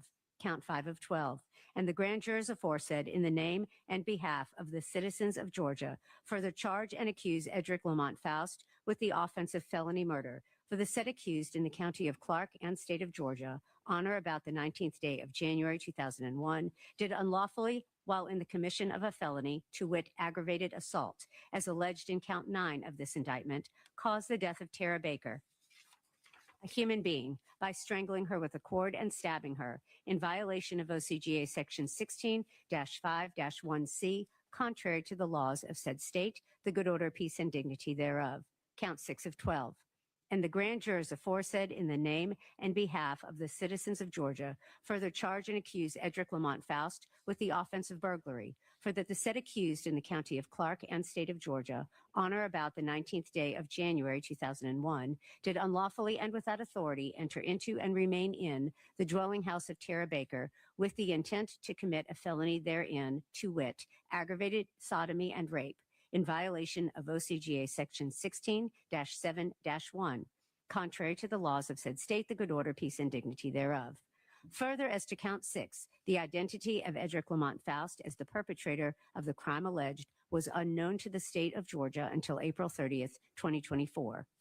Count 7 of 12. And the grand jurors aforesaid, in the name and behalf of the citizens of Georgia, further charge and accuse Edric Lamont Faust with the offense of aggravated sodomy for the said accused in the county of Clark and state of Georgia on or about the 19th day of January 2001 did perform a sexual act with the person of Tara Baker involving the sex organ of Edric Lamont Faust and the mouth of Tara Baker, said act having been performed with force and against the will of Tara Baker in violation of OCGA Section 16-6-2, contrary to the laws of said state, the good order, peace, and dignity thereof. Further, as to count 7, the identity of Edric Lamont Faust as the perpetrator of the crime alleged was unknown to the state of Georgia until April 30th, 2024. Count 8 of 12. And the grand jurors aforesaid, in the name and behalf of the citizens of Georgia, further charge and accuse Edric Lamont Faust with the offense of rape for the said accused in the county of Clark and state of Georgia on or about the 19th day of January 2001 did have carnal knowledge of Tara Baker, a female, forcibly against her will in violation of OCGA Section 16-6-1, contrary to the laws of said state, the good order, peace, and dignity thereof. Further, as to count 8, the identity of Edric Lamont Faust as the perpetrator of the crime alleged was unknown to the state of Georgia until April 30th, 2024. Count 9 of 12, and the grand jurors aforesaid, in the name and behalf of the citizens of Georgia, further charge and accuse Edric Lamont Faust with the offense of aggravated assault for the said accused in the county of Clark and state of Georgia on or about the 19th day of January 2001 did make an assault upon the person of Tara Baker with a deadly weapon, to wit, a knife, by stabbing her in violation of OCGA section 16-5-21A2, contrary to the laws of said state, the good order, peace, and dignity thereof. Further, as to count 9, the identity of Edric Lamont Faust as the perpetrator of the crime alleged was unknown to the state of Georgia until April 30th, 2024. Count 10 of 12, and the grand jurors aforesaid in the name and behalf of the citizens of Georgia further charge and accuse Edric Lamont Faust with the offense of aggravated sodomy, for that the said accused in the county of Clark and state of Georgia on or about the 19th day of January 2001 did perform a sexual act with the person of Tara Baker involving the sex organ of Edric Lamont Faust and the anus of Tara Baker. Said act having been performed with force and against the will of Tara Baker in violation of OCGA section 16-6-2, contrary to the laws of said state, the good order, peace, and dignity thereof. Further, as to count 10, the identity of Edric Lamont Faust as the perpetrator of the crime alleged was unknown to the state of Georgia until April 30th, 2024. Count 11 of 12, and the grand jurors aforesaid in the name and behalf of the citizens of Georgia further charge and accuse Edric Lamont Faust with the offense of arson in the first degree for the said accused in the county of Clark and state of Georgia on or about the 19th day of January 2001 did knowingly damage by means of fire the dwelling house of Tara Baker located at 160 Fawn Drive, Athens, Georgia, without said owner's consent in violation of OCGA section 16-7-60A1, contrary to the laws of said state, the good order, peace, and dignity thereof. Further, as to count 11, the identity of Edric Lamont Faust as the perpetrator of the crime alleged was unknown to the state of Georgia until April 30th, 2024. Count 12 of 12, and the grand jurors aforesaid in the name and behalf of the citizens of Georgia further charge and accuse Edric Lamont Faust with the offense of possession of a knife during the commission of a felony for the said accused in the county of Clark and state of Georgia on or about the 19th day of January 2001, did unlawfully have on and within arm's reach of accused's person a knife having a blade of 3 or more inches in length during the commission of a felony against and involving the person of another, to wit, malice murder, in violation of OCGA section 16-11-106, contrary to the laws of said state, the good order, peace, and dignity thereof. Further, as to count 12, the identity of Edric Lamont Faust as the perpetrator of the crime alleged was unknown to the state of Georgia until April 30th, 2024. Now, you'll have a copy of the indictment with you when you go out into the jury room, and you'll be able to read that indictment once you begin your deliberations. To this indictment, the defendant has entered a plea of not guilty, and this makes the issue which you have been empaneled and sworn to try. I caution you that the fact that this defendant has been accused is no evidence of his guilt. You should not consider the indictment as evidence or implication of guilt, and neither is the plea of not guilty to be considered as evidence. The defendant is presumed to be innocent until proven guilty. The defendant enters upon the trial of the case with a presumption of innocence in his favor. This presumption remains with the defendant until it is overcome by the state with evidence which is sufficient to convince you beyond a reasonable doubt that the defendant is guilty of the offense charged. No person shall be convicted of any crime unless and until each element of the crime is proven beyond a reasonable doubt. The burden of proof rests upon the state to prove every material allegation of the indictment and every essential element of the crime charged beyond a reasonable doubt. There is no burden of proof upon the defendant whatsoever, and the burden never shifts to the defendant to introduce evidence or to prove his innocence. However, the state is not required to prove the guilt of the accused beyond all doubt or to a mathematical certainty. A reasonable doubt means just what it says. It is a doubt of a fair-minded, impartial juror who is honestly seeking the truth. A reasonable doubt is a doubt based upon common sense and reason. It does not mean a vague or arbitrary doubt, but is a doubt for which a reason can be given, arising from a consideration of the evidence, a lack of evidence, a conflict in the evidence, or any combination of these factors. After giving consideration to all the facts and circumstances in this case, if your minds are wavering, unsettled, or unsatisfied, then that is a doubt of the law, and you must acquit the defendant. But if that doubt does not exist in your minds as to the guilt of the accused, then you would be authorized to convict the defendant. If the state fails to prove the defendant's guilt beyond a reasonable doubt, it would be your duty to acquit the defendant. The law provides that criminal actions shall be tried in the county in which the alleged crime was committed. Venue, that is, that the crime was committed in Athens-Clarke County, is a jurisdictional fact that must be proven by the state beyond a reasonable doubt as to each crime charged in the indictment, just as any element of the offenses. Venue may be proven by direct or circumstantial evidence or both. It is my duty and responsibility to ascertain the law that applies to the case and to instruct you on the law by which you are bound. It is your responsibility to ascertain the facts of the case from all of the evidence presented. It then becomes your duty and responsibility to apply the law that I give you in this charge to the facts as you find the facts of this case to be. The defendant is charged with a crime against the laws of the state. A crime is a violation of a statute of this state in which there is a joint operation of an act and intention. Intent is an essential element of any crime and must be proved by the state beyond a reasonable doubt. Intent may be shown in many ways, provided you, the jury, believe that it existed from the proven facts before you. It may be inferred from the proven circumstances or by acts and conduct, or it may be, in your discretion, inferred when it is the natural and necessary consequence of the act. Whether or not you draw such an inference is a matter solely within your discretion. This defendant will not be presumed to have acted with criminal intent, but you may find such intention, or the absence of it, upon a consideration of words, conduct, demeanor, motive, and other circumstances connected with the act for which the accused is being prosecuted. Facts and circumstances that merely place upon the defendant a grave suspicion of the crime charged, or that merely raise a speculation or conjecture of the defendant's guilt, are not sufficient to authorize a conviction of the defendant. Your oath requires that you will decide this case based on the evidence. Evidence is the means by which any facts which are put in issue is established or disproved. Evidence includes all the testimony of the witnesses and any exhibits admitted during the trial and stipulations of the attorneys, that is, any facts to which the attorneys have agreed with approval by the court. Evidence does not include the indictment, the plea of not guilty, opening or the closing remarks of the attorneys, or questions asked by the attorneys. The parties have entered into a stipulation that has been approved by the court about State's Exhibit 113, a photograph of defendant as he existed on February 8, 2001. Where parties stipulate facts, this is in the nature of evidence. You must take that fact or those facts as a given without the necessity of further proof. You make all decisions based on the evidence in this case.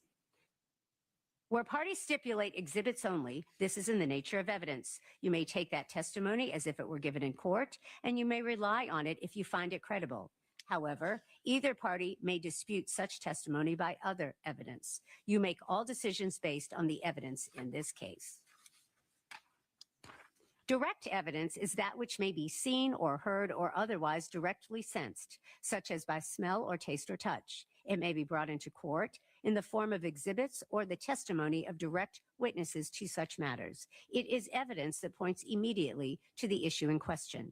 When direct evidence by inference points to an obvious, likely, or reasonable conclusion, even though that conclusion was not directly seen, heard, smelled, tasted, or touched, that is said to be circumstantial evidence. Circumstantial evidence is the proof of facts or circumstances by direct evidence, from which you may infer other related or connected facts that are reasonable and justified in light of your experience.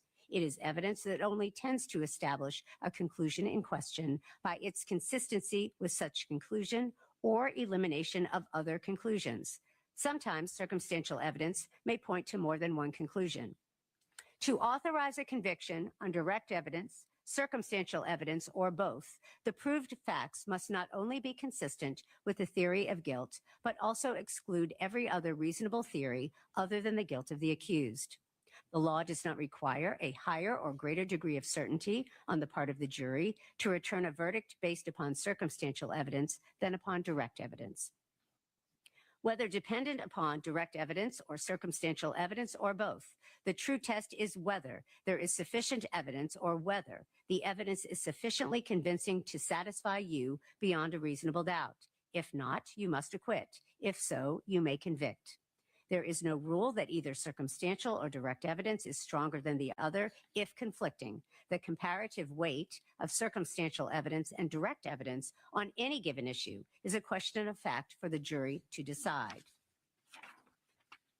The jury must determine the credibility of the witnesses. In deciding this, you may consider all of the facts and circumstances of the case, including the witness's manner of testifying, their means and opportunity of knowing the facts about which they testify, the nature of the facts about which they testify, the probability or improbability of their testimony, their interest or lack of interest in the outcome of the case, and their personal credibility as you observe it.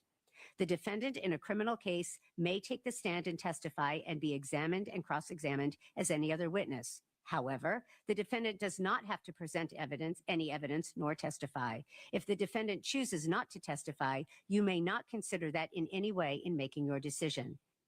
To impeach a witness is to show that the witness is unworthy of belief. A witness may be impeached by disproving the facts to which the witness testified. The credibility of a witness may be attacked by disproving the facts to which the witness testified.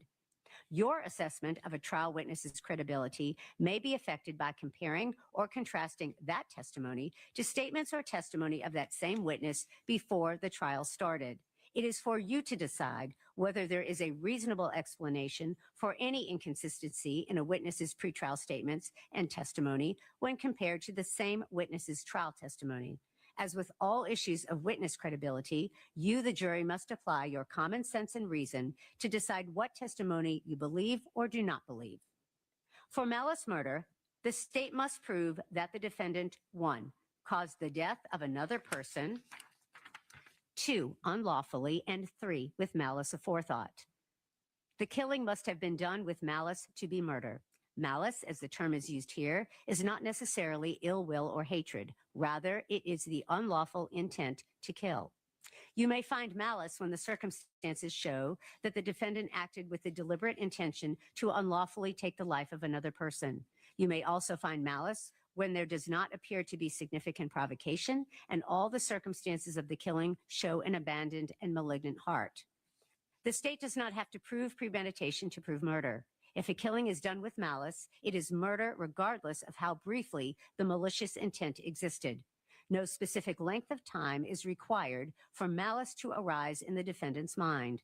Malice may be formed in a moment, and instantly a fatal wound may be inflicted. If malice was in the defendant's mind at the time of the act or the killing and moved the defendant to do it, that is enough for the killing to be murder. Premeditation typically means a prior decision or plan to do something. Premeditation is not an element of murder and does not need to be proved by the state for you to find malice aforethought. However, in determining whether malice existed at the time of the killing, you may consider any evidence of premeditation or lack of it. The state does not have to prove motive to prove murder. For felony murder, the state must prove that the defendant, 1, caused the death of another person, 2, by committing a felony. The state does not have to show that the defendant acted with malice to prove felony murder. Burglary to a dwelling, aggravated sodomy, rape, and aggravated assault are felonies, which I will define for you shortly. You may find the defendant guilty of felony murder if you believe that he caused the death of another person by committing the felony of burglary to a dwelling, aggravated sodomy, rape, or aggravated assault, regardless of whether he intended the death to occur. There must be some causal connection between the felony and the death. Felony murder is not established simply because the death occurred at the same time as or shortly after the felony was attempted or committed. The felony must have directly caused the death or played a substantial and necessary part in causing the death, regardless of when the death ultimately occurred. For burglary in the first degree, the state must prove that the defendant, 1, entered into and remained in the dwelling of someone else, 2, without authority, and 3, with intent to commit a felony. Aggravated sodomy and rape are felonies, which I will define for you shortly. A dwelling includes a house or any building or structure that is designed or intended to be used as a residence. A dwelling also includes any part of that house, building, or structure. It doesn't matter if the dwelling was occupied, unoccupied, or vacant when the alleged burglary happened, but you may consider these factors in deciding if the dwelling was meant to be used as a residence. To prove entry into a structure, the evidence only needs to show a breaking of the plane of that structure. This, quote, breaking of the plane, end quote, must be done by the defendant. The state does not have to show there was an actual break-in to prove burglary.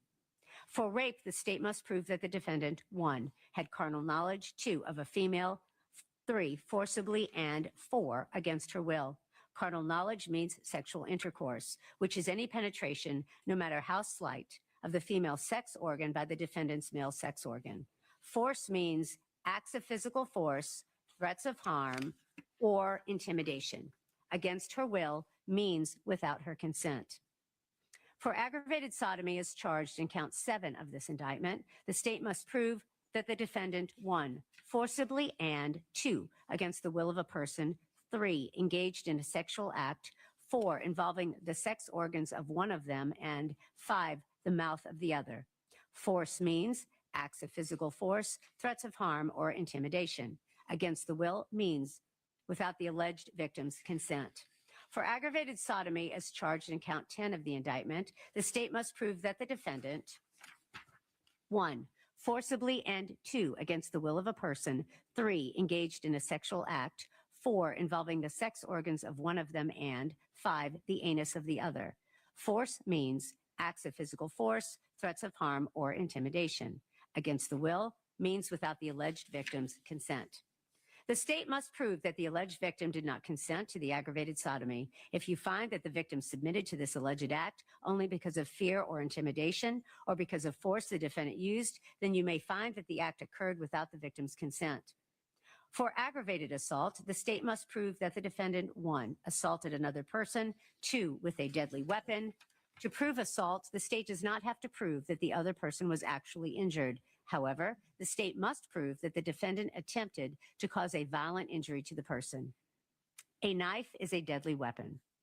A person commits the offense of arson in the first degree when, by means of fire, he knowingly damages any dwelling house of another without his or her consent. The burden rests upon the state to prove beyond a reasonable doubt that 1, the building described in the indictment was damaged by fire, 2, the burning was caused by a criminal act, and 3, the accused was the person doing the burning. The law presumes every fire to be accidental or naturally caused until the state shall prove beyond a reasonable doubt that such fire was the result of a criminal act. A criminal act will not be presumed, and the burden is upon the state to overcome the presumption that the fire was accidentally or naturally caused by proof of the criminal act beyond a reasonable doubt. For possession of a knife during the commission of a felony, the state must prove that the defendant, 1, had a knife, 2, with a blade at least 3 inches long, 3, on his person, 4, while committing malice murder, which is a felony, which is a crime against another person. Testimony has been given in this case by certain witnesses who are termed experts. Expert witnesses are those who, because of their training and experience, possess knowledge in a particular field that is not common knowledge or known to the average citizen. The law permits expert witnesses to give their opinions based upon that training and experience. You are not required to accept the testimony of any witnesses, expert or otherwise. Testimony of an expert, like that of all witnesses, is to be given only such weight and credit as you think it is properly entitled to receive. The testimony of a single witness, if believed, is sufficient to establish a fact. Generally, there is no legal requirement of corroboration of a witness, provided you find the evidence to be sufficient. A statement that the defendant allegedly made while in custody has been offered for your consideration. Before you consider this as evidence for any purpose, you must determine whether the defendant's statement was voluntary, and if the statement was given in custody, whether the defendant was properly advised of his or constitutional rights. To be voluntary, a state must be freely and willingly given and without coercion, duress, threats, use of violence, fear of injury, or any suggestions or promises of leniency or reward. A statement induced by the slightest hope of benefit or the remotest fear of injury is not voluntary. To be voluntary, a statement must be the product of a free will and not under compulsion or any necessity imposed by others. The burden of proof is upon the state to establish that the statement was voluntary, let me start over. The burden of proof is upon the state to establish that this statement was voluntary, that is, freely and willingly made. If you do not find that the statement was voluntary, you may not consider it for any purpose. If you find that the statement was made while in custody and as a result of police questioning, you must also determine whether the defendant was advised of his constitutional rights and whether the defendant clearly understood and knowingly gave up such rights. The constitutional rights that law enforcement officers must explain and that the defendant must understand and voluntarily give up before any custodial statement is taken by law enforcement are as follows. 1, the defendant had a right to remain silent. 2, if the defendant chose not to remain silent, anything he said could be used as evidence against the defendant in court. 3, the defendant had a right to consult a lawyer before any questioning and to have the lawyer present with him at all times during any questions. And 4, if the defendant did not have money for a lawyer would have been provided for him, her to represent him before any questioning and to be present with him during any questioning. The burden of proof is upon the state to establish that the warnings of all rights mentioned were given, that they were understood and knowingly given up by the defendant. If you find, as mentioned above, that the defendant's statement was voluntary and that all of the warnings as to the defendant's constitutional rights were given, that the defendant did understand the meaning of what was said and knowingly gave up such rights, then you may consider it as evidence. If so, then you must apply the general rules for testing the believability of witnesses and decide what weight, if any, you will give to all or any part of such evidence. If you fail to find defendant was properly informed of these rights and that he understood and gave up those rights, you must disregard the statement entirely and give it no consideration in reaching your verdict. Evidence relating to DNA comparison has been admitted for your consideration. Identification by DNA comparison is considered opinion evidence and is governed by the law concerning opinion testimony as has been given to you. As opinion testimony, evidence relating to DNA comparison is dependent upon many factors. Among the factors are the credibility or believability and accuracy of the witnesses who were involved with the process of obtaining, identifying, preserving, recording, and maintaining the physical evidence, and upon the accuracy and validity of the testing procedures themselves that were used to form such opinions. All of these issues are matters for you to consider and determine. It is for you to determine what weight, if any, you will give to the evidence relating to DNA comparison in your decision in this case. Members of the jury, the law of our state sets a time limit upon the state in starting prosecution of most criminal offenses. The accused is on trial for the offenses of malice murder, felony murder, felony murder, felony murder, felony murder, burglary, aggravated sodomy, rape, aggravated assault, aggravated sodomy, arson in the first degree, and possession of a knife during the commission of a felony. Under Georgia law, prosecution for the offenses of burglary, aggravated sodomy, rape, aggravated assault, aggravated sodomy, arson in the first degree, and possession of a knife must begin within 4 years after the offense has been committed. In calculating this period of time, you should exclude from your calculation any period of time during which the evidence shows that the person committing the crime was unknown. The burden is on the state to prove that the offense occurred within the statute of limitations or occurred within an exception beyond a reasonable doubt. Now, ladies and gentlemen, as to each of the 12 counts of this indictment, after considering the testimony and evidence presented to you, together with the charge of the court, if you find and believe beyond a reasonable doubt that the defendant in Athens, Clarke County, Georgia, did on the date alleged commit any or all of the offenses alleged in this indictment, then you would be authorized to find the defendant guilty on each count. And in that event, the form of your verdict would be, we, the jury, find the defendant guilty on that count. As to each of the 12 counts of this indictment, if you do not believe the defendant is guilty of any or all of the offenses charged, or if you have any reasonable doubt as to the defendant's guilt on that count, then it would be your duty to acquit the defendant as to that count, in which event the form of your verdict would be, we, the jury, find the defendant not guilty on that count. You are only concerned with the guilt or innocence of the defendant. You are not to concern yourselves with punishment. Your verdict should be a true verdict based upon your opinion of the evidence according to the laws given you in this charge. You are not to show favor or sympathy to one party or the other. It is your duty to consider the facts objectively without favor, affection, or sympathy to either party. In deciding this case, you should not be influenced by sympathy or prejudice for or against either party. By no ruling or comment which the court has made during the progress of the trial has the court intended to express any opinion upon the facts of the case, upon the credibility of the witnesses, upon the evidence, or upon the guilt or innocence of this defendant. Whatever your verdict is, it has to be unanimous, that is, agreed to by all 12 jurors. It must be signed by one of your members as foreperson, dated and returned to be read out loud in open court. One of your first duties in the jury room will be to choose one of you to be the foreperson. The foreperson will manage your deliberations and will sign the verdict to which all 12 of you freely and voluntarily agree. You should start your deliberations with an open mind, talk with each other, and consider each other's views. Each of you must decide this case for yourself, but you should do so only after discussing and considering the case with your fellow jurors.